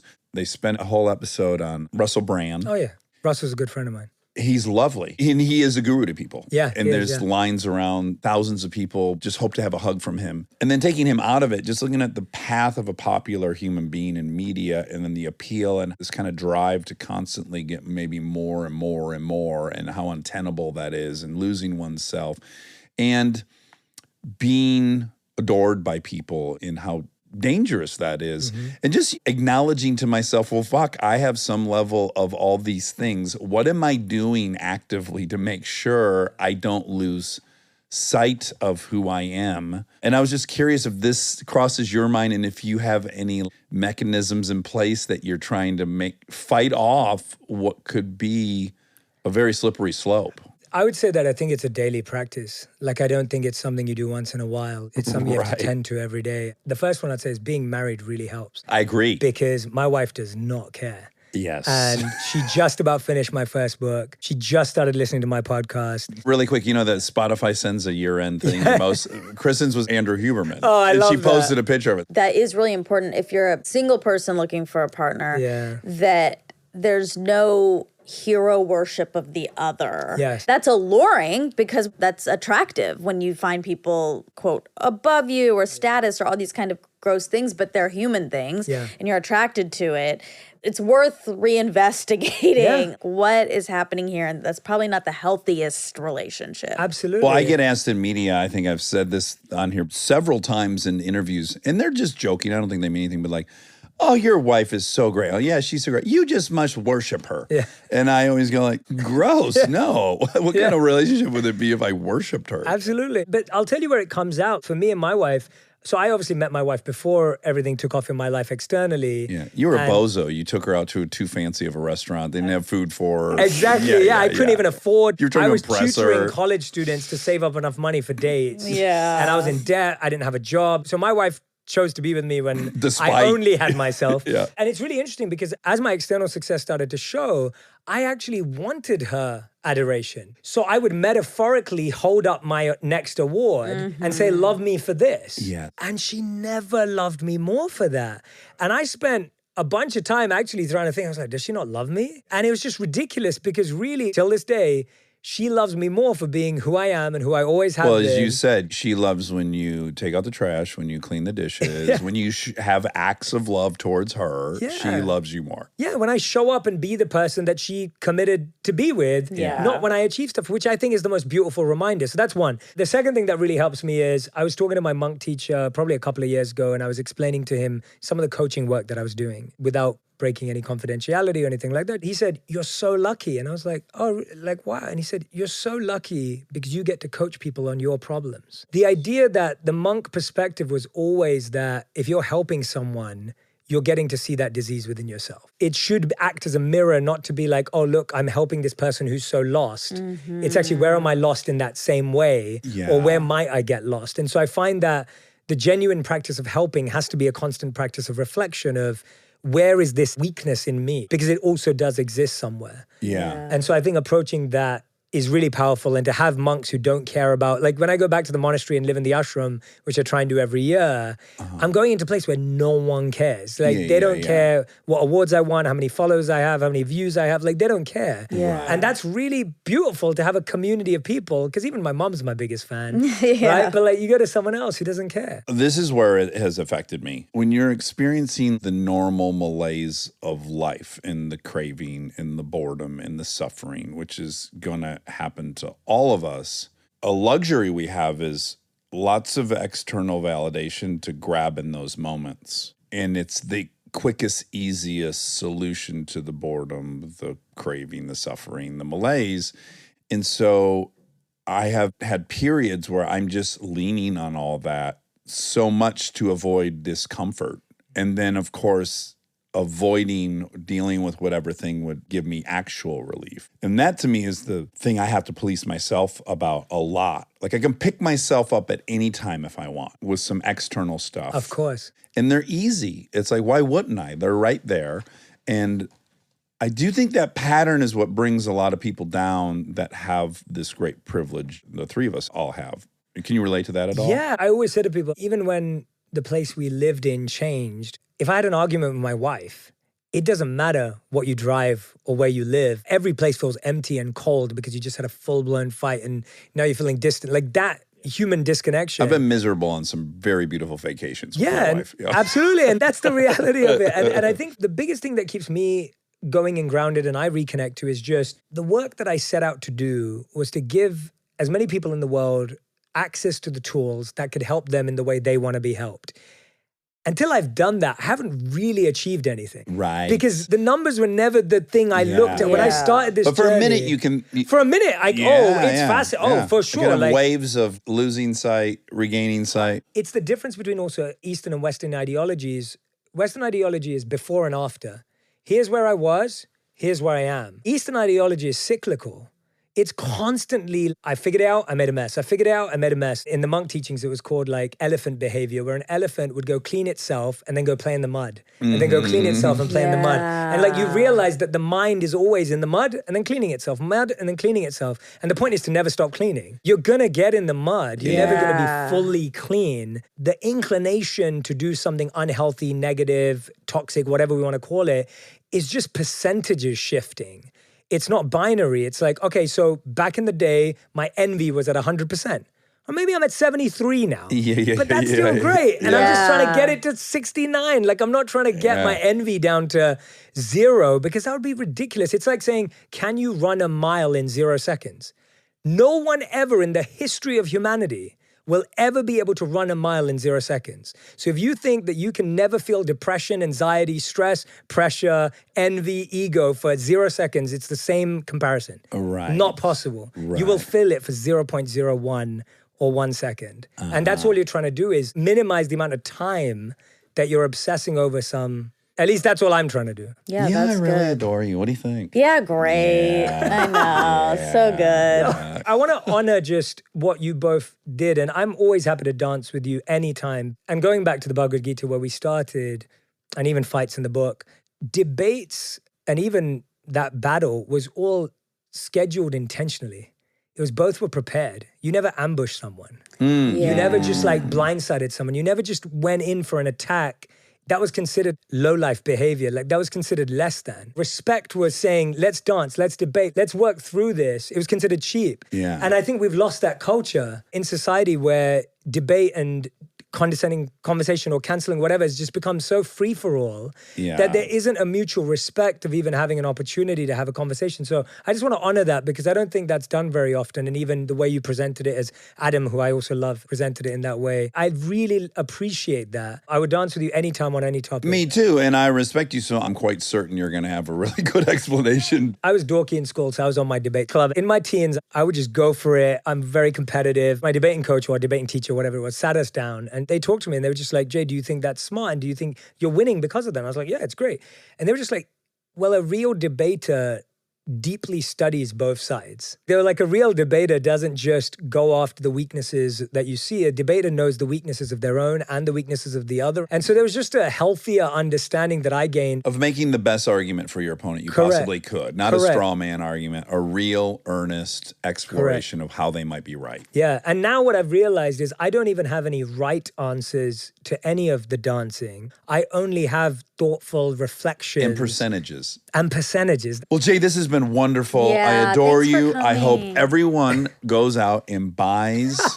Can't say that now. Yes, Rules of Love, how to find it, keep it, and let it go. And also, listen to On Purpose podcast. It's really, really wonderful. It's very, very successful for a reason. And you might even stumble upon my interview on there, which was so fun. It was. Unconventional for you, right? We just were chatting. It was And you- very unconventional. Even this, and this is why you're so good at what you do. I want to say it recorded because I said it to you before. It was really cool sitting in this seat because I've seen so many pictures. And I was saying, because you don't do the podcast on video, there's a special experience in this room. Right. And now I get to see why you're both so phenomenal at what you do.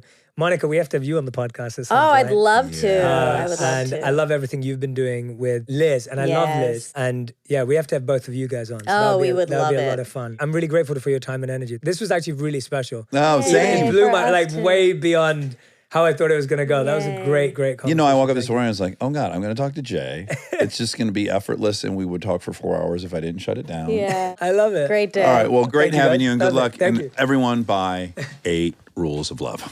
This water never got hot. Oh, no. And now my favorite part of the show, the fact check with my soulmate, Monica Padman. Welcome home. Thank you. Hey, before we kick off, can I tell people, because I really would like to reach some folks, that Yeah. I have a new podcast Yes. with some of the boys from the pod and Jethro Bovingdon. It's a Formula One podcast called F1, EFFWON, F1 with DRS. That's the full title. Got it. F1 with DRS. And you got to go search it. It's not on our feed. It's on its own feed. So if you want to check it out. And it's us gossiping about our favorite sport, Formula One. There's an episode every week. If it's leading up to a race, it's our anticipation, what's coming, what race is next, what to look for.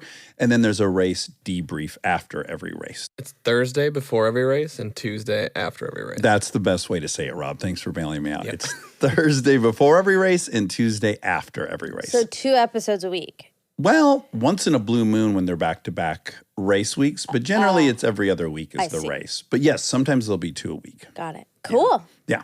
You just got back from Austin, Texas.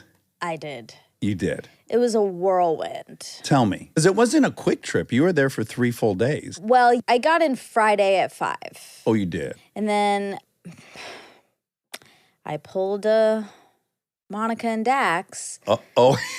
pretty quickly, and I switched hotels. Oh, I love it. I love it. We're hotel brats. Well, I wouldn't actually say You liked the place. No. Just fine. Oh, no. I didn't like the place at all, but the place is a quote nice place. So by the time, of course, I went to book tickets and flight tickets and a hotel, I'd waited so long Yeah. that it was a shock that there were even rooms here, because this is a very nice hotel in Austin. It's one that a lot of people stay in, I think. Yeah. Did you see other people? Yes. Oh, my God. That's why, like, the price was very high. Very high. And I get there, it's so buzzy. Like, there are so many people. And I was like, okay, whoa. It's downtown? Yeah. And that's also why I picked it. I wanted to stay close to the JW Marriott, which is where the panel I was on, that's where it was. Right. And I've never been to South by Southwest before, so I had a feeling like you're never going to be able to get an Uber ever. Like, Right. I'm going to have to be able to walk to this place. A smart tactical decision. Yeah, but then I was able to get Ubers. It was totally fine. So, but it was really buzzy, so many people, and I got to my room. I just felt, I don't love it in here. I just like had a vibe, like David's ghost. I just knew it. I was like, I don't like this, but okay, it's okay. It's Yeah, okay. I don't want to be high maintenance. It's fine. I'm already paying money for this. And then there was this like special lounge Oh, that I was wonderful. a part Oh, of. my or gosh. something. Like on the 10th floor type of sitch? Yeah, 35th floor. Oh, my God. That's high up in the sky. Right. So that's where I had to go check in. Oh my goodness! Wow. Like, oh, this is exciting. And then it wasn't exciting at all. It just felt weird. You didn't like it? I did not like it. But I was really trying to push through. I went back to that lounge to eat some charcuterie. And it felt kind of stuffy and I just like carpet. And then and then downstairs is like see and be seen conference. Right. That I'm super uninterested in. Yeah. I made a reservation for dinner at a fancy place that I told Rob about. And while I was waiting for that, I was like, I'll go get a drink downstairs at the bar. Yeah. I go down there. It's so crazy. There are so many people. Everyone's mingling and like doing a South by Southwest thing. And I turned around and walked out. I was like, I can't do it. But I looked like an idiot because was it because there were a lot of people in there and you started getting self-conscious that you were by yourself and people knew you? I think that can it was happen a real easy. mix. Yeah. I think it was a mix of things. I love traveling by myself. I love it. And there are cities that are perfect for it, like New York. I love going to New York by myself. And I have never felt lonely there, ever. Right. But 5 minutes into this trip, I was like, oh, fuck. Like, I should have brought someone. I tried. I don't have any friends. You have a lot of friends. They just are busy with their lives. I know. And carrying babies And I stuff. didn't plan well enough, I guess, in that. Like, I asked Erica to come the day before. Yeah, that's not the kind of heads up one needs. So for a when they have trip. 2 kids. Yeah. Yeah. So, okay, I'll just say one of my best friends was there, Liz. Yeah. But Liz and I are so different. And we have Well, that's different. what makes you guys a wonderful pair. That's right. But we have different agendas. And Thursday, I was texting with her, and I was like, "So, what are your plans exactly?" And she had sent me this list of parties, like a spreadsheet. Oh, wow. Of parties. Yeah. And then also some that I could RSVP to. And she was like, "I mainly just like go with the flow. I, basically like start out at one party and then like get carried on to party to party to party. Sure. And like things just pick up and it's so fun." Yeah. I was like, yuck. I want to go to the shop. I want to shop and I want to eat food and I want to sit by a pool. Mm-hmm. And then What was the weather like? Was it warm? So nice. Yeah, it was hot. was? Yes, it was great. Oh, what a nice change. So, yeah, and I want to have a martini. And you know what's interesting I've also noticed about myself? So many sidebars. I don't drink very much at parties. Interesting. Yeah, there's something happens, like even at Hanson parties. I'll like have a drink, but I am more likely to like really drink if I'm at a wine bar with Anna or if I'm at a restaurant, I'll have 2 martinis or something. Like there's something about a party atmosphere. I'll like hold a drink the whole night. Right. I don't know why. I think I was curious. I know. Yeah. I think it's because I kind of like I want to get out of here soon. Okay. So I don't. Yeah, you're never settling into Yes. it. Yes. Yes. Yeah. I like to settle You in. have some anxiety. But did you like parties in college? Or do you feel a little bit I liked do you like the house pre-party parties. beforehand and I liked house parties at my house, which we threw a fair amount, and they were so fun. right. And we drank so much. But I didn't like frat parties. We went to a Right. couple, and no. Yeah. Anywho, so I left that bar, back to Friday, left that bar, back up even further. Okay. When I came down from the 35th floor, Eva Longoria was in my elevator. Fun. She's lovely. I've never met her, so I didn't introduce myself. Plus a person from Yellow Jackets, a show I've never seen, but they were talking about it. Like she had some friends with her, and they were talking about it. And then the elevator opened, and there were, of course, a lot of people with like cameras ready. Looking to meet some celebrities. Yes. And then a very nice man asked to take my picture, but then he asked if he could take a Polaroid of us and that I could sign it, which I did. Uh-huh. And then I felt, why did he want that? Like, then I felt weird because I'd done it, but I hadn't really thought it through. I mean, it's all fine. Yeah, yeah. But I just Maybe felt. he's got like a wall he has of people or he's met. Maybe. I don't Yeah. know. I don't know. He wants something tangible.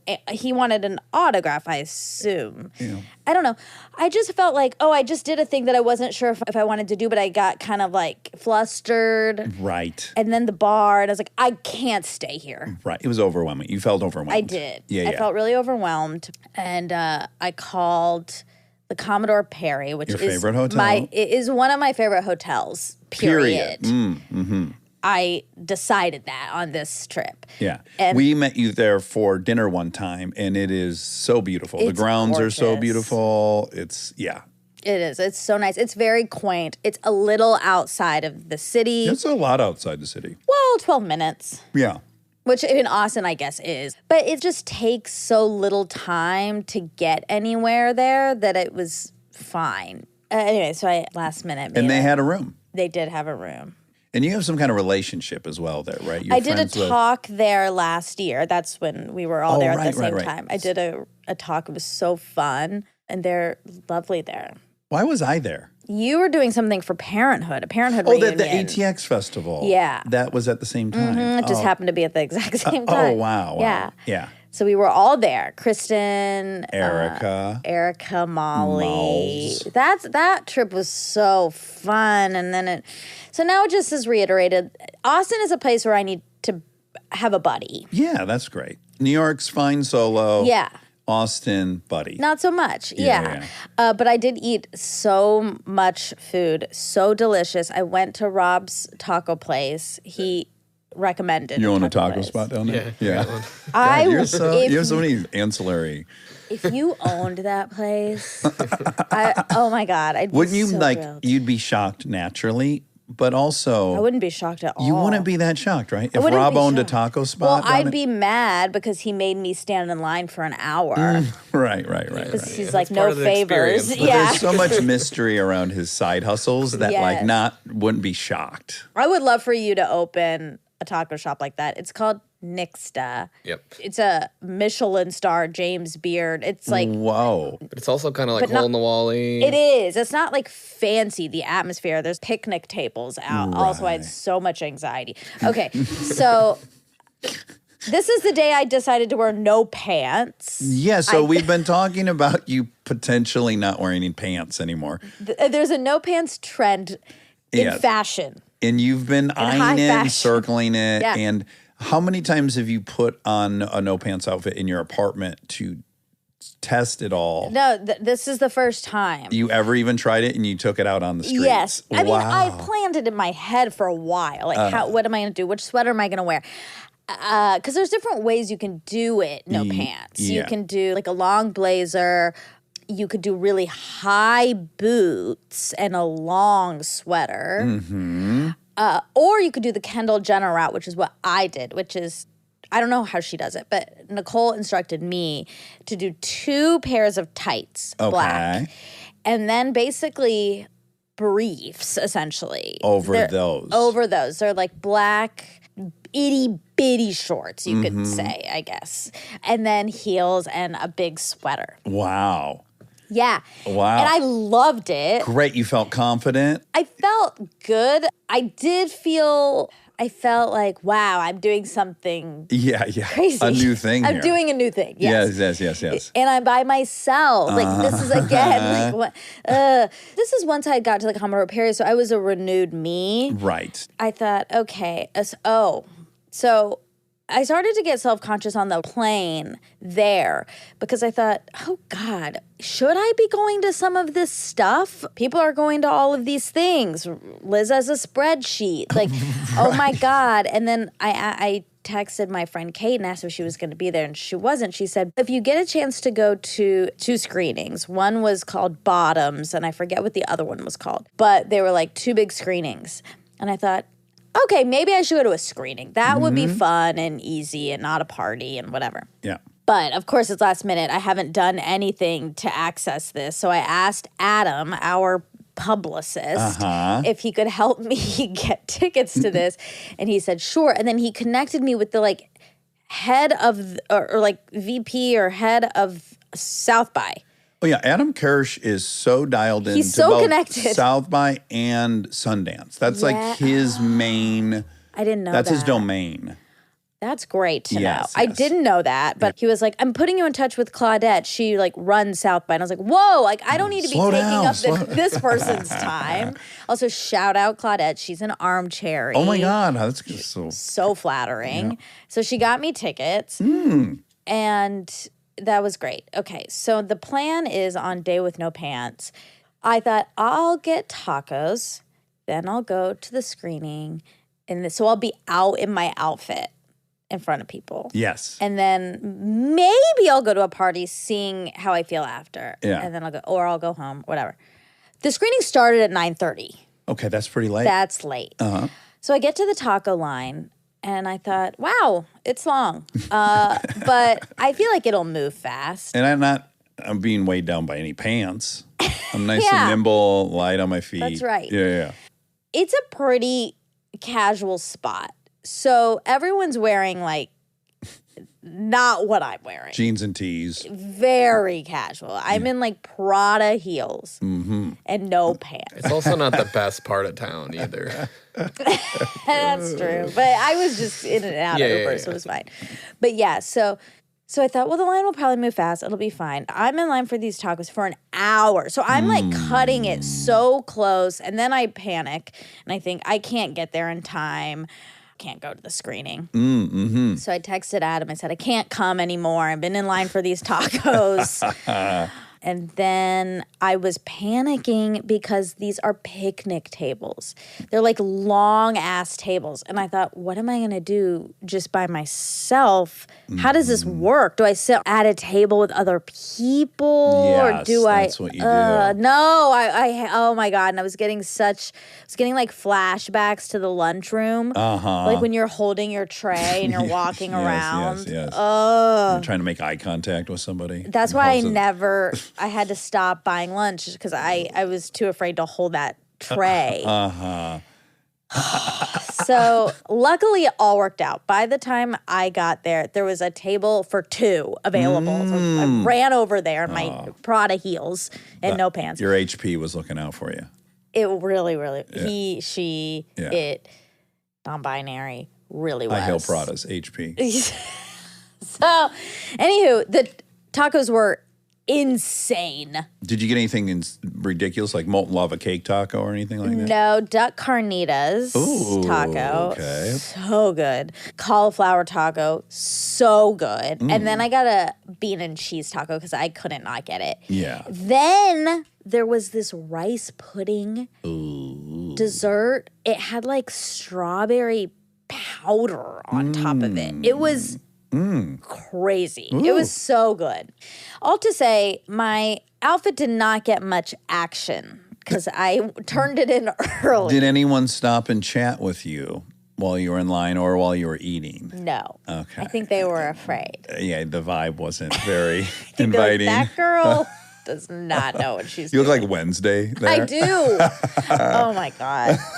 I looked so stupid. I didn't have anyone to sit with. It was so embarrassing. I saw your Instagram post. You look wonderful. I like the outfit, but Yeah. I looked stupid in that environment. No, and you look.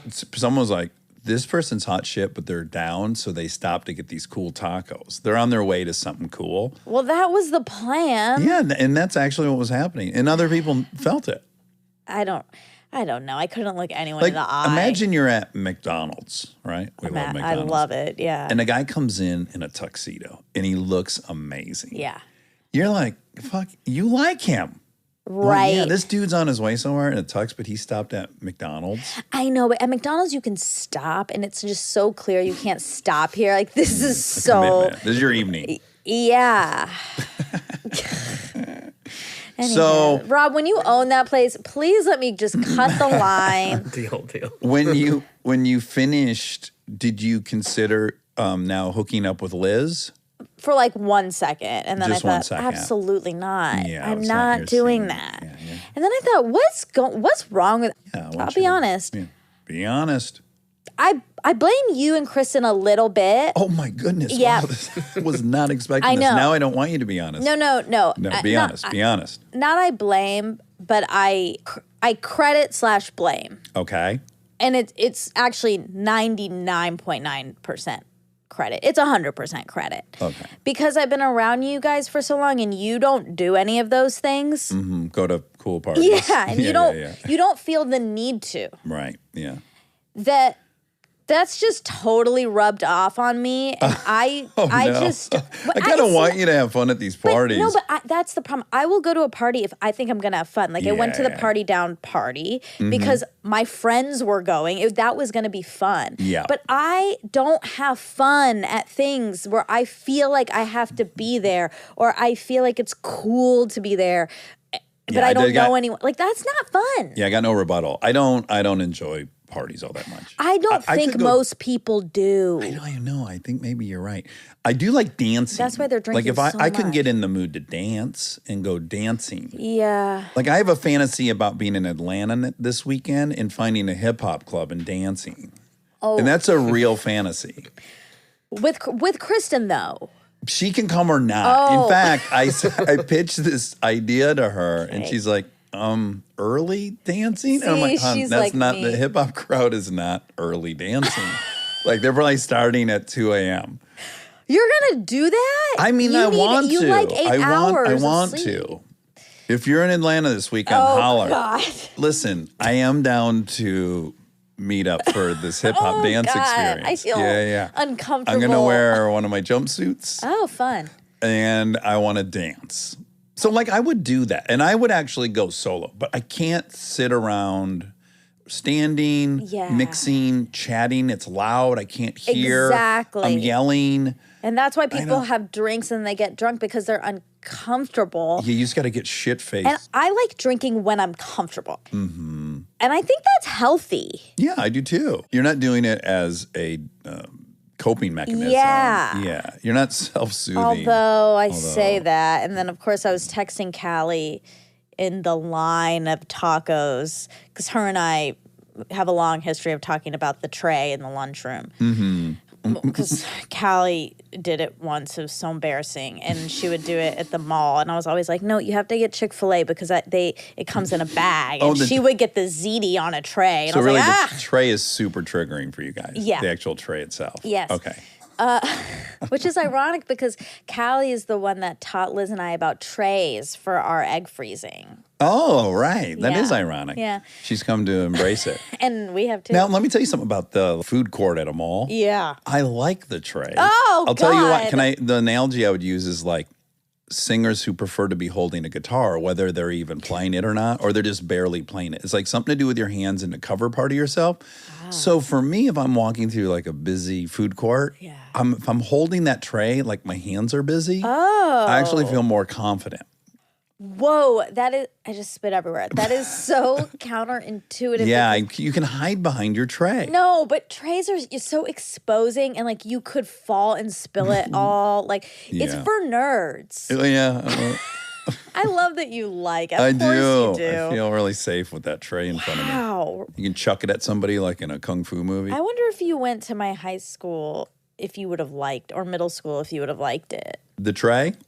Yeah. We didn't have trays, I don't think, in my middle school. Of course you just- did. no, People you who just- had school bought lunch. No, even when you got hot lunch, It came in a bag? no, they just handed you the plate of the thing or the wrapped up burrito or the pizza. I don't remember a big McDonald's size tray. Yeah, it's normally like because they put your hot pizza on it.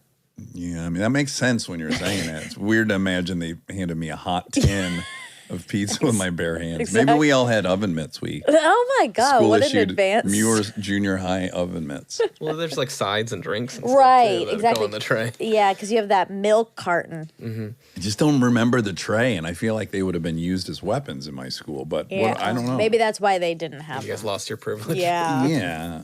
Anywho, I remember the name of our janitor that cleaned up the lunchroom. what was this? Ray Bell. Related? I don't think so. No. But Ray Bell. He used to challenge us to fights, Aaron and I. Oh, And he would say... like and as we- a joke? Yeah, he would just like talk smack to us. He was probably like 40. Yeah. He had like a red afro. He was white, but he had a red afro, Ray Bell.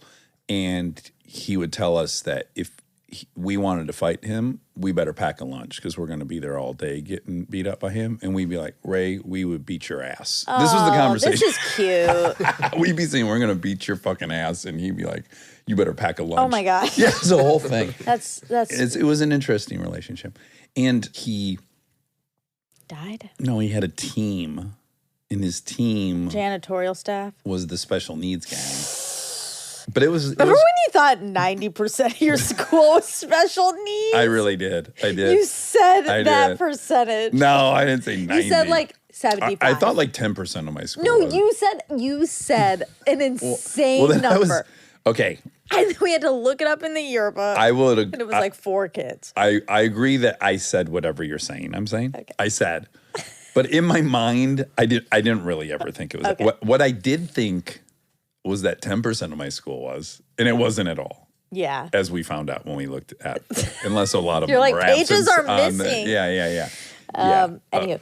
Jack worked hand in hand with Ray Bell quite a bit. Did he get paid?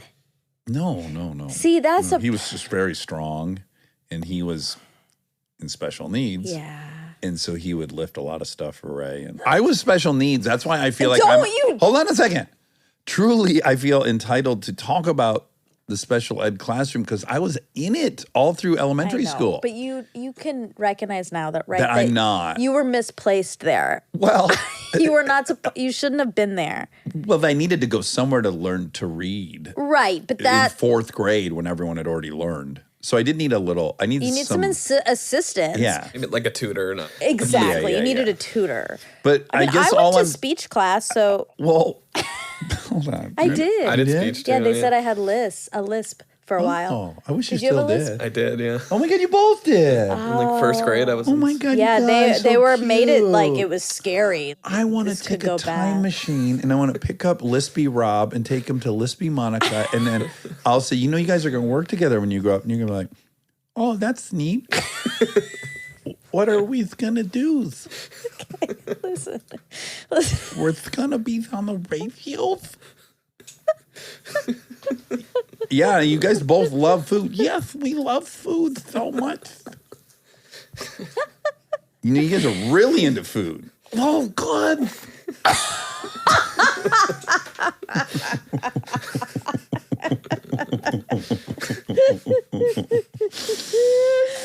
Okay. Okay. That's the combo of our voice. I don't kid know who I'm voices doing, put together. actually. Also, my mom, I never really think of her as like an advocate, but I guess she kind of was because I think she was like, you don't need to be.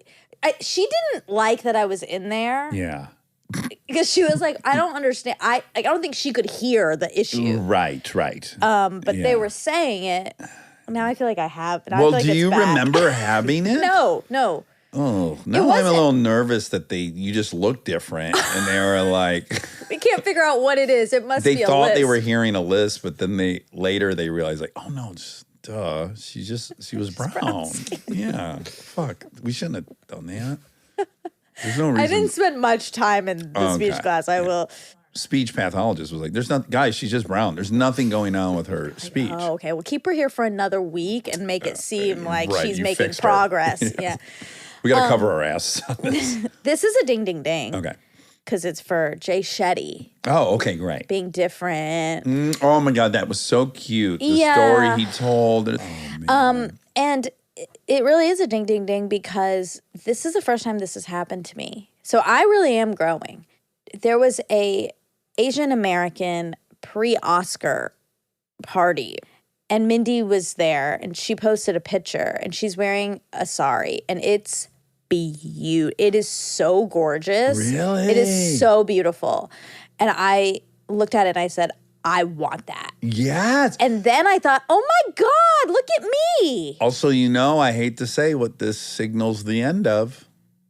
I've declared it many times on here. The purpose of the podcast was for you to end up in a sorry. I know you said it on this. Oh, I did again on there? So Okay. I might. And so we're almost at the finish line. No, that doesn't mean I can. Mission complete.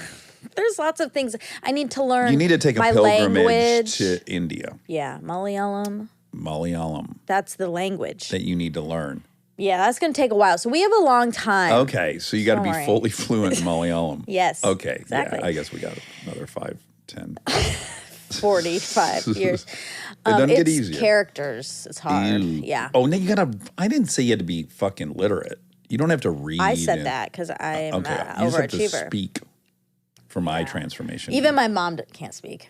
But your father, He can. you guys start working together. Yeah, true. Yeah, he would hate that. Yeah, we do not get along when he tries No. to teach me stuff. No, that's a bad. That's well, people would be familiar with it when I try to teach you things. It's a very similar vibe. Oh my God, something you should do in your time machine is go back and watch him try to help me with math. Oh my God, can't imagine anything worse. Oh my God. You know, it kind of, when I was editing our last fact check, where I was getting a little bit perturbed About by- that list of yeah. intelligence. Yeah. That was true. I was your dad.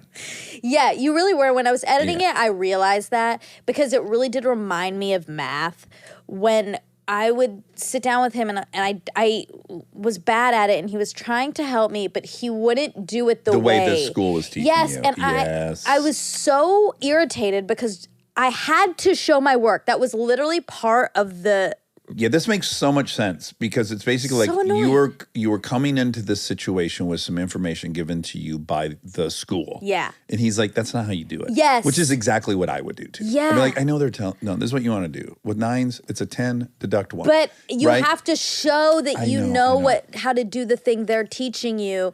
So this weird way that may be better, whatever, it's not what I'm trying to do here. I'm trying to get an A. Like I I'm trying know. to do it correctly. Yes. So it's spot on because your dad would go, whatever they're teaching, I am an engineer and this is how it's done. So I don't really care what they think in elementary school. I'm the one with the fucking profession in math. I'll tell you how it goes. Yeah, I'm like, you Similarly- immigrant, go back to your country. Oh my God, you are xenophobic racist.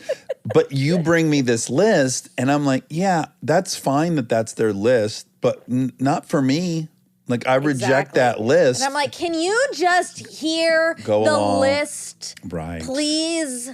I had a commenter who got his doctorate degree in primatology and some type of intelligence research. Commented. He agreed that there's so many bizarre ways but that minimally pigs aren't anywhere near as smart as any of the great apes. All right, well, he has a bone to pick with sentientbeings.org or whatever Yeah. org was. Yeah. Pigs are smart. They are smart. Yeah. But he's saying they wouldn't be in the top 10? He just said they're nowhere. Close They're to not chimps. comparable to any of the great apes. Period. Right. Right. Maybe they, sentient whatever, felt that they couldn't do all 10 as apes. That's boring. I don't know what their guiding principle was, but their list didn't really match any other lists. No, remember that I read 2 lists and the other one had a lot of crossover. Yeah, all the primates. God. Oh my God. No, let's not get bogged down in that. We made it Anywho. through that one. We did. Yeah, but you were listening and you recognized it as a familiar Yes. tug of war that you had with your dad growing Yes. up. Yeah. Yes, yeah, it did. yeah. And then he's an Indian man, and that's a ding, ding, ding. Okay, so we've been on a really fun run in 2023, which is like we had Rami come on and really explain Islam to me in a way that I hadn't Us. Yeah. That also Well, I is didn't a want to ding, ding, include ding. you because I was the one being critical. That was what that was, right? Specifically there, I was the one that was going, there's a lot of business for me. Yeah. So I didn't want to ensnare you in that. Got it. But I did learn a lot in that. Yeah, I learned a lot in that. And then we had someone else talking about. Well, we had Reza, but that was last year, but similar, talking about Islam. Is that what you mean? No, Reza someone Aslan? Shania Twain had practiced something I had never heard of, and we got into that. But anyways, Yes, then a great education from Jay on Hinduism. and Vedic and all these things, and they all come from that book. And that was very fascinating. Yeah. And I loved that history. Yeah. The more I learn about it, the more I appreciate it. I do like it as a religion. The fact that it's like a conversation that's been recorded. Yes. And there's not a declaration and rules. There's and no rules. Yeah, Yeah. I love that. Yeah. You know, for me who hates rules, that's very appealing. Yes. Probably why my dad likes it too. Yeah. Your dad and I should go fishing together or something. But I do have some bizarre fantasy that when I'm in Nashville, I'll be close enough You will be. to do some hanging with him. You'll be somewhere. really close next weekend, but you'll be too busy at hip hop. Oh my God. Maybe Does he'll he want to go come at No. dancing? 2 a.m. No. That's Neil not will his want to. scene. He could give you some tips. I bet he perhaps. could. Speaking of all of this, Jay wanted to be a rapper, which I thought was interesting. Remember, for a little bit, he wanted to be a rapper. Yes. And we've talked about this phenomenon with Indian Boys like hip hop. a lot. Yeah. Or they're very drawn to it. Yeah, it makes sense. It Well, does. first of all young boys are drawn Exactly. to hip hop because it's Everyone so, is. in quotes, masculine. Well, and it's smart too. Yeah, a lot of it's the best Writing. poetry of the last 100 years. Yeah. So I think it's like holding both of those things, like being really smart, but also being outside the box or creative. Well, to me, I think, yeah, so for me, where I'm liking, at the same time, I'm liking punk rock, I'm liking Metallica, I'm liking all this stuff that is scary. Yeah. Punk rock is you go to the concerts, you might get your nose broken, you know, Yeah. all of it's a test. They call it a rite of passage of valor in anthropology. Like, you're looking as a young man for these little tribal tests to Yeah. prove you're worthy of all this. Yeah. And the entry point into hip hop for me is the initial masculine shit. And then once I'm in it, then it's like I start realizing like, oh, Guru's sampling all this jazz. Oh, and then the lyrics of De La Soul is really cool. Like you can enter through the macho door and then end up in the total artist. It's just like being an outsider, and that's what a lot of those songs are about. So I think there's that connection. But anyway, I thought that was yet another person. Yeah. Okay, I tried to do some research. I'm trying to find the percentage of Indians with blue eyes. Oh, okay. Okay. How's that coming along? Well, there's too many unreliable. Or are you back on, I wasn't. what was it? That is reliable.org, sentient somethings. Yeah, you back on sentient.org for, We're going to get sued by them. They're reliable. yeah, they are. I'm on worldpopulationreview.com. This sounds really good. Yeah. You can do eye color by country, but then it's confusing. Okay, also more than half the people in the world have brown eyes. It's like Well, so boring. that's so obvious, right? Isn't it way more than half? Well, Doesn't the vast majority okay, of let me keep reading. Okay. more than half of the people in the world have brown eyes. Some of the highest guesstimations suggest that nearly 80% of the world has brown eyes. While that might be a reach, it does affirm the dominance of brown eyes. In the region of Asia, okay. God, you want your dad to go back to India over the math, and now you're calling Asia. There's something happened to you in Texas. Yeah, I really I sat on a southern porch and I got transported. No, this is what happened. I woke up at 4:30 Central Time. Yeah, that's rough. Which That's is 2:30. Yeah. Which is, if we're gonna incorporate daylight savings, it's 1:30. I woke up. Yeah, you're on night shift right now. Yeah. Okay. In the region of Asia. That's a new tongue twister. Yeah, I just region of invented. Asia. Yeah, you did it really well. And throughout Africa, dark eyes are most prominent. Light brown eyes are most commonly suggested to be prevalent in Western Asia, in addition to portions of the US and Europe. Like, I see India, Yeah? but then what's confusing is you click it, and then it just goes to some stuff about India, but like, it's done talking about eyes, but I'm confused. If you asked me to bet my whole life savings on this, Yeah. I would feel pretty comfortable saying it's less than 1%. I don't know if that makes me racist, but I'm just No. telling you, if I had to bet my It's whole not life racist. I know, I'm I've teasing. never, ever met, although my mom would say, that in the north, there's a lot of Portuguese. Okay, Portuguese. No, Portuguese. Okay. And so I imagine that's where a lot of the blue eyes come in. Okay. Perhaps. Sure. Hold on. Rob, can you help? I'm looking. There's not. Isn't a it lot. weird? Yeah. There, some statistics are it's like so obvious. They're like, we're not even gonna look. It's like no one has blue eyes in India. Why But would we? Jay Shetty does. He does. And his wife. Yeah. They somehow found each other. The only two. I know. That feels really sim. It's very simple. This site says that green is even rarer. Yeah, I mean, that makes green. That's why my mother has green. Let me call my mom. Okay, let's get her on the phone. I'd love to talk to Nurmi. Or we could get her opinion. Yeah. We should call your dad too. Ask if he wants to go dancing on Saturday. Maybe she When wants was the to last time dancing. well, I know she does. She does not. She does too. Oh, she might be at my grandpa. She might be gardening. Mom? Hello? Hey- Yeah. I got Hi, my Mom. ears You're on the podcast. Okay. Yeah, so don't say anything racist or perverted. I never do. That's right. You don't. Mom, we have a question. We're probably going to ask Dad too. But, okay, we had Jay Shetty on. Do you know him? I've heard about him, yeah. He has a YouTube channel and stuff. Yeah.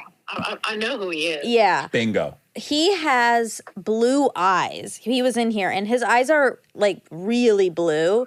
And it was the first time I'd ever seen an Indian person with blue eyes. And then it made me curious how common that is. And I can't really find that much actual research, so I wondered anecdotally what you think the percentage is. Or have you ever seen He any? he's from the southern part of India, isn't he? He seems to think be. He's pretty dark Which is very skinned. unusual to have blue eyes in the Right? southern part. But in the northern, like in Punjab and places like that, I think, like we had some friends in Savannah. But, I mean, she had green eyes. Her eyes were like hazel or greenish. But And yeah. you think I mean, that's because of the Portuguese?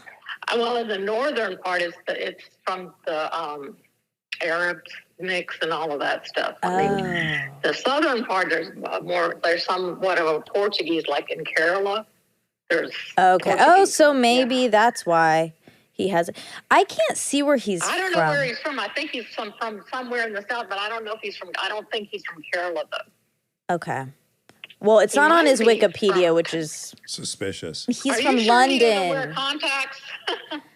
Oh Maybe he's wearing God! contacts. Oh my God, Wow. Mom! Starting a conspiracy theory. I love it. That's what I think. Oh no! Oh my God! Nurmi, do you want to go dancing on Saturday night at a hip hop club if I'm in Atlanta? Don't feel obligated. Oh my God! I don't know about that. Yeah, it's not really your scene. Not my scene. Nope. Is Dad at work or is he home? Yeah, he's at work. Okay. He should be home probably another hour or so. But yeah, Okay. I mean, I don't think he's going to know that answers to this. I know, but but I he'll truly guess. don't think his eyes are blue. Oh wow, Mom, you're really doubling Wow. down Wow, on wow, I this love it. conspiracy I'm theory. doubling down on it. Yeah, I just don't. Oh I don't. my God. Oh no. All right. Okay. How would you not? I mean, why would he not be wearing color contacts? I mean, Well, 'cause a lot of I- people wear them. But Mom, I brought it up. Don't you think he would feel really fraudulent if he was wearing colored? I don't know. That's just my opinion, but you know, I've never seen blue. I've seen greenish See? and hazel, but blue is very unusual. Okay. You know, You heard it Do here you think first. he might be the devil? No. We like him. All right. I'm going to let you go, but that was helpful and big mic drop. Yeah. yeah. Well, okay. All right. I'll talk to you later. Bye. Bye. Love y'all. you. Bye. Bye. Oh my God, I love her. I Wow. love her. She really. She went. Man. Yeah. That's the thing. You know, this is what you quickly discover. It's like the way you'll tiptoe around certain things. But if you're from, I know. you're like, fuck this. I don't. These. She's like, I'm just gonna motherfuckers- say it. Yes. There's no compulsion to like Because protect were you the. thinking that? No, I definitely don't think he's wearing contacts. I looked at them quite closely, Yeah. and I don't think he is. But that would be an incredible Let's see what turn my of dad events. says. Yeah, and I want to add, the least significant thing about his eyes are actually the color.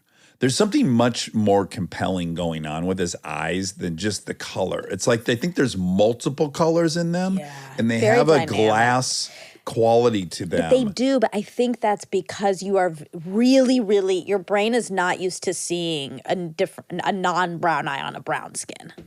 Like, it's really not. That's fair, but they do seem to have like an extra, like they have more going on than my blue eyes have going on. But we'd Mine have are to just take, like kind of blue. We'd have to take him out and then take his. Side by It's side too taste test? hard. Okay, let's just call my dad real quick. Okay, yeah. Hey, Monica. Hi, Dad. You're on the podcast, okay? So just, I'm just letting you know. Okay. We have a question. I just called Mom, too, to ask about this because do you know Jay Shetty? No. Oh, okay. No. Jay Shetty is He was a monk. Yeah. He's from England. He left and became a monk for 3 years. And then he left, and then he's become like a personal coach. He's my age, though. He's like And he's young. a very popular podcast. Yes. And he's quite he talks successful. to people. Anyway, Dad, he has blue eyes, and it's quite startling. Like it striking is the right word. It's striking. That's Yeah, that's beautiful. a nicer word. They're gorgeous. But I said to him, I've never seen an Indian person with blue eyes. And then I tried to look up some facts on how many Indians have blue eyes, and there's really like very little info. And then I wondered if you'd ever seen one. Growing up in India, we never paid attention to the eyes. Dad, that you would Same notice. Kind of eyes. So you didn't, hair in the eyes was not something we even. We or you just don't pay attention to anyone's features. Ashok, what color are my eyes? Do you know what color Dax's eyes are? No. Yeah, there we go.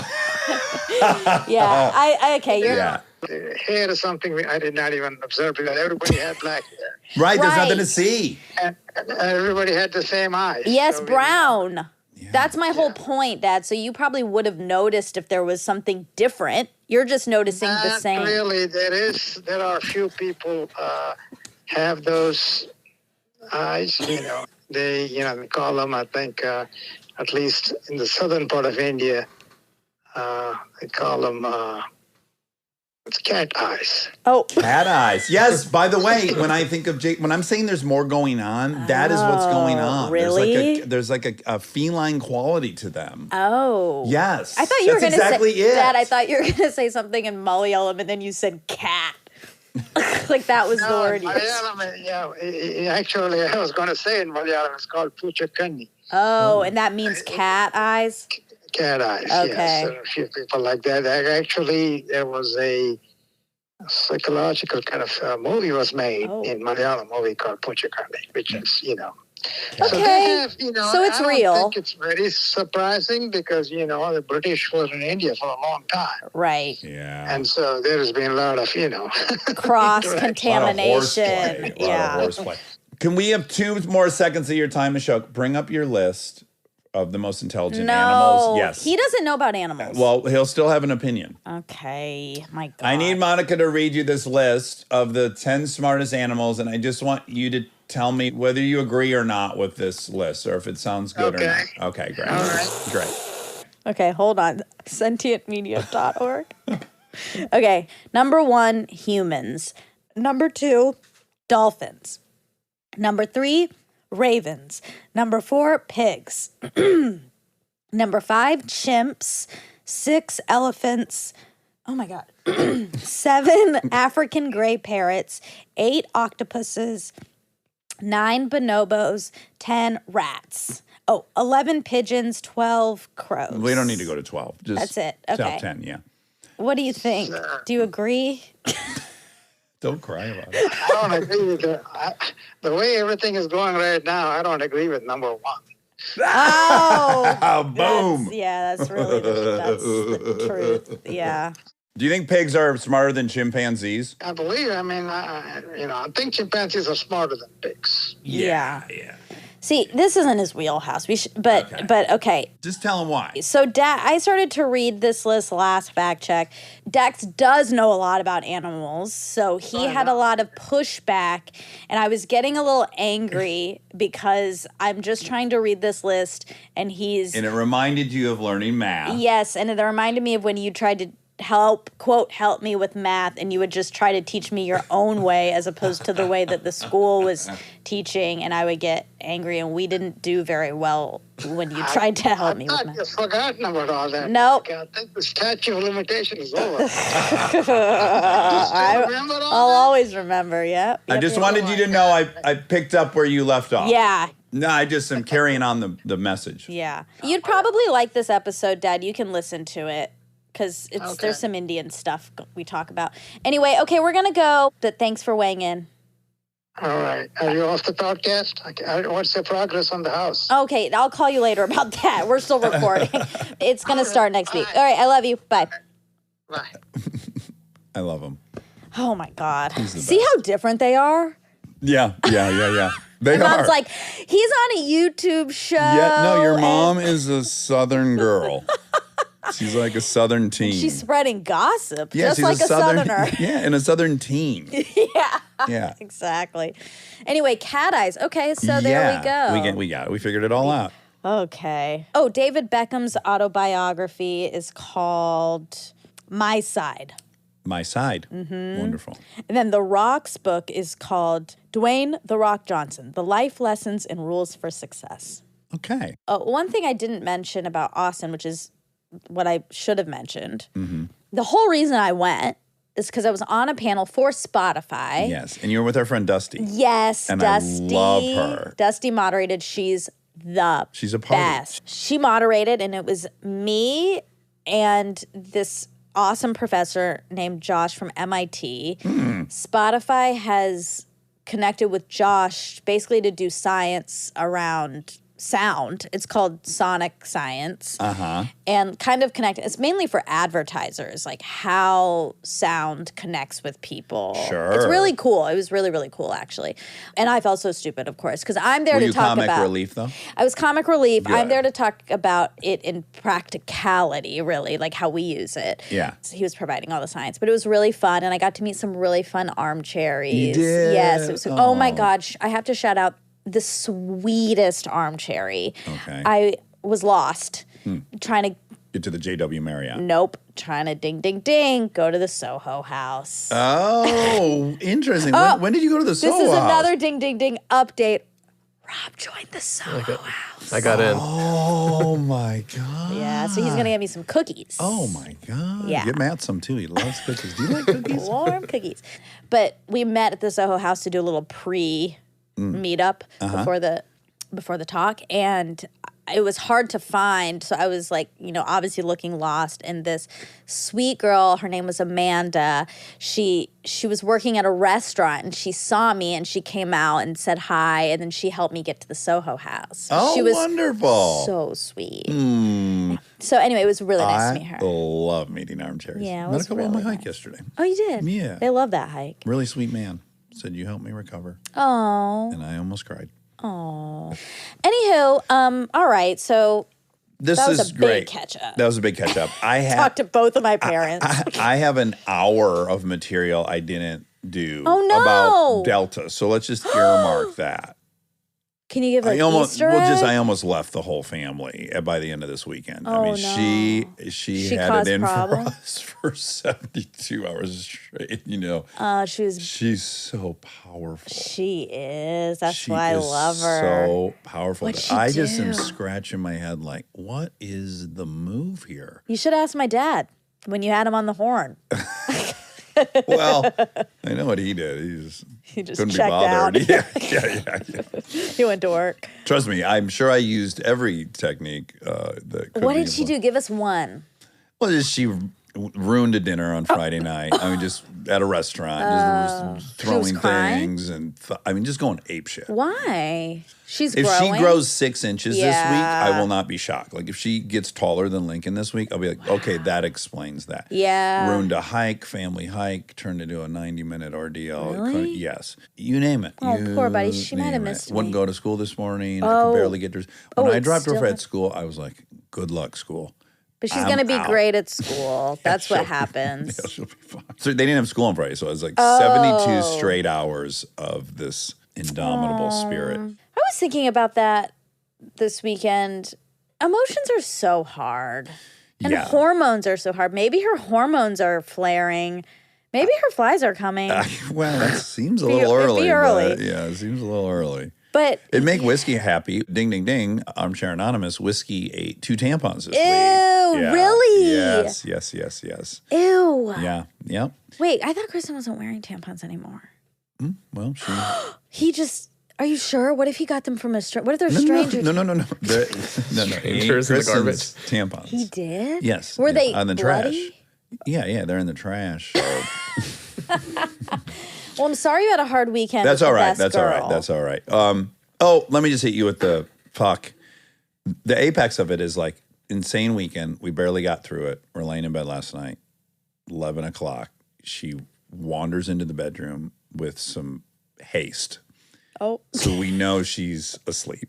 Oh, no. And Oh, no. generally she gets woken up because she has to pee. Yeah. And so she like walks right by us and she's kind of mumbling to herself. She looks insane. Oh, and my God. She looks like a bear that just came out of hibernation. Like, and then she like opens the sliding doors between the Why doesn't she bathroom go in and her the, room? Exactly. It's 1 foot from her bed. Yeah. But she walks all the way down the hallway. She comes in our room. She blows past us. She can't get the sliding doors. Pissed. She rips the sliding door open. And then we're expecting to hear her get on the toilet and hear some yawn. Yeah. And all of a sudden we hear some items get knocked off the counter. Oh, okay. And by the time Kristen gets around the corner, she's on the sink peeing in the No! sink. Yes. But she was peeing in the sink with her feet in the sink. I had to clean her feet off. She didn't wake up the whole time. Nope. It's weird 'cause she's you bring her back to her bed and you lay her down, and then she's completely out, like nothing ever happened. She doesn't And she remember doesn't any of it. remember. But it was just like, what a perfect end to this weekend. I feel like she is growing then if this is happening with her brain. Like her brain is so big. She has such a big brain. I love her so much. What a weekend! What a I'm weekend. sorry. Yeah, and it also, was- I love her. Yeah. Then she wasn't going to go to school today, so it was like a whole thing to get her. And I was just at the point where I just said, "Please, baby, I don't have it in me to fight you. I just please." Yeah. And then she did it. Yeah, she got in the car and I grabbed her leg at some point. She did hold my hand, so it's like we made up. But anyways, I get back in the house and I look at Kristen's face, and there's just nobody there. Like Kristen has been defeated. Depleted. Yeah, there's nothing left. She's like trying to make her way back up to the guest bedroom to go back to sleep for a while. Jeez. And I was like, that girl won. She beat us. She beat us good. We're both dead. Well, I love you. I'm delighted she's in school and I'm here. yeah. It's like a vacation in here. Sweet girl. Oh my God. Oh, yeah. Well, let's hope it's out of her system before It's hard to be a big little break. kid. It is. Yeah, was Lincoln like, oh my, does she care or no? I mean, I'm just, as much as I'm like frustrated with D-Money, I'm like overwhelmed with pride for how Lincoln at 9 years old can really Handle it. handle it and doesn't beat the Almost 10. fuck out of her. Like Yeah. it's shocking to me how patient she is. Yeah. It's something to behold. We have comparable level of patience with it, and I'm 48. Yeah, I know. She really is. So it's like Great sister. she's shining so much in those moments. It's like I'm losing on one side, but then I'm kind of winning on this side. It's the whole thing's a You're push. not losing in the grand scheme. You're losing. She's but kicking my ass. She's winning. Like Yeah, she's oh. winning life, you know? Yeah, yep. She's outmaneuvering me around every corner. I can't figure it out. All right. I love I you. love you.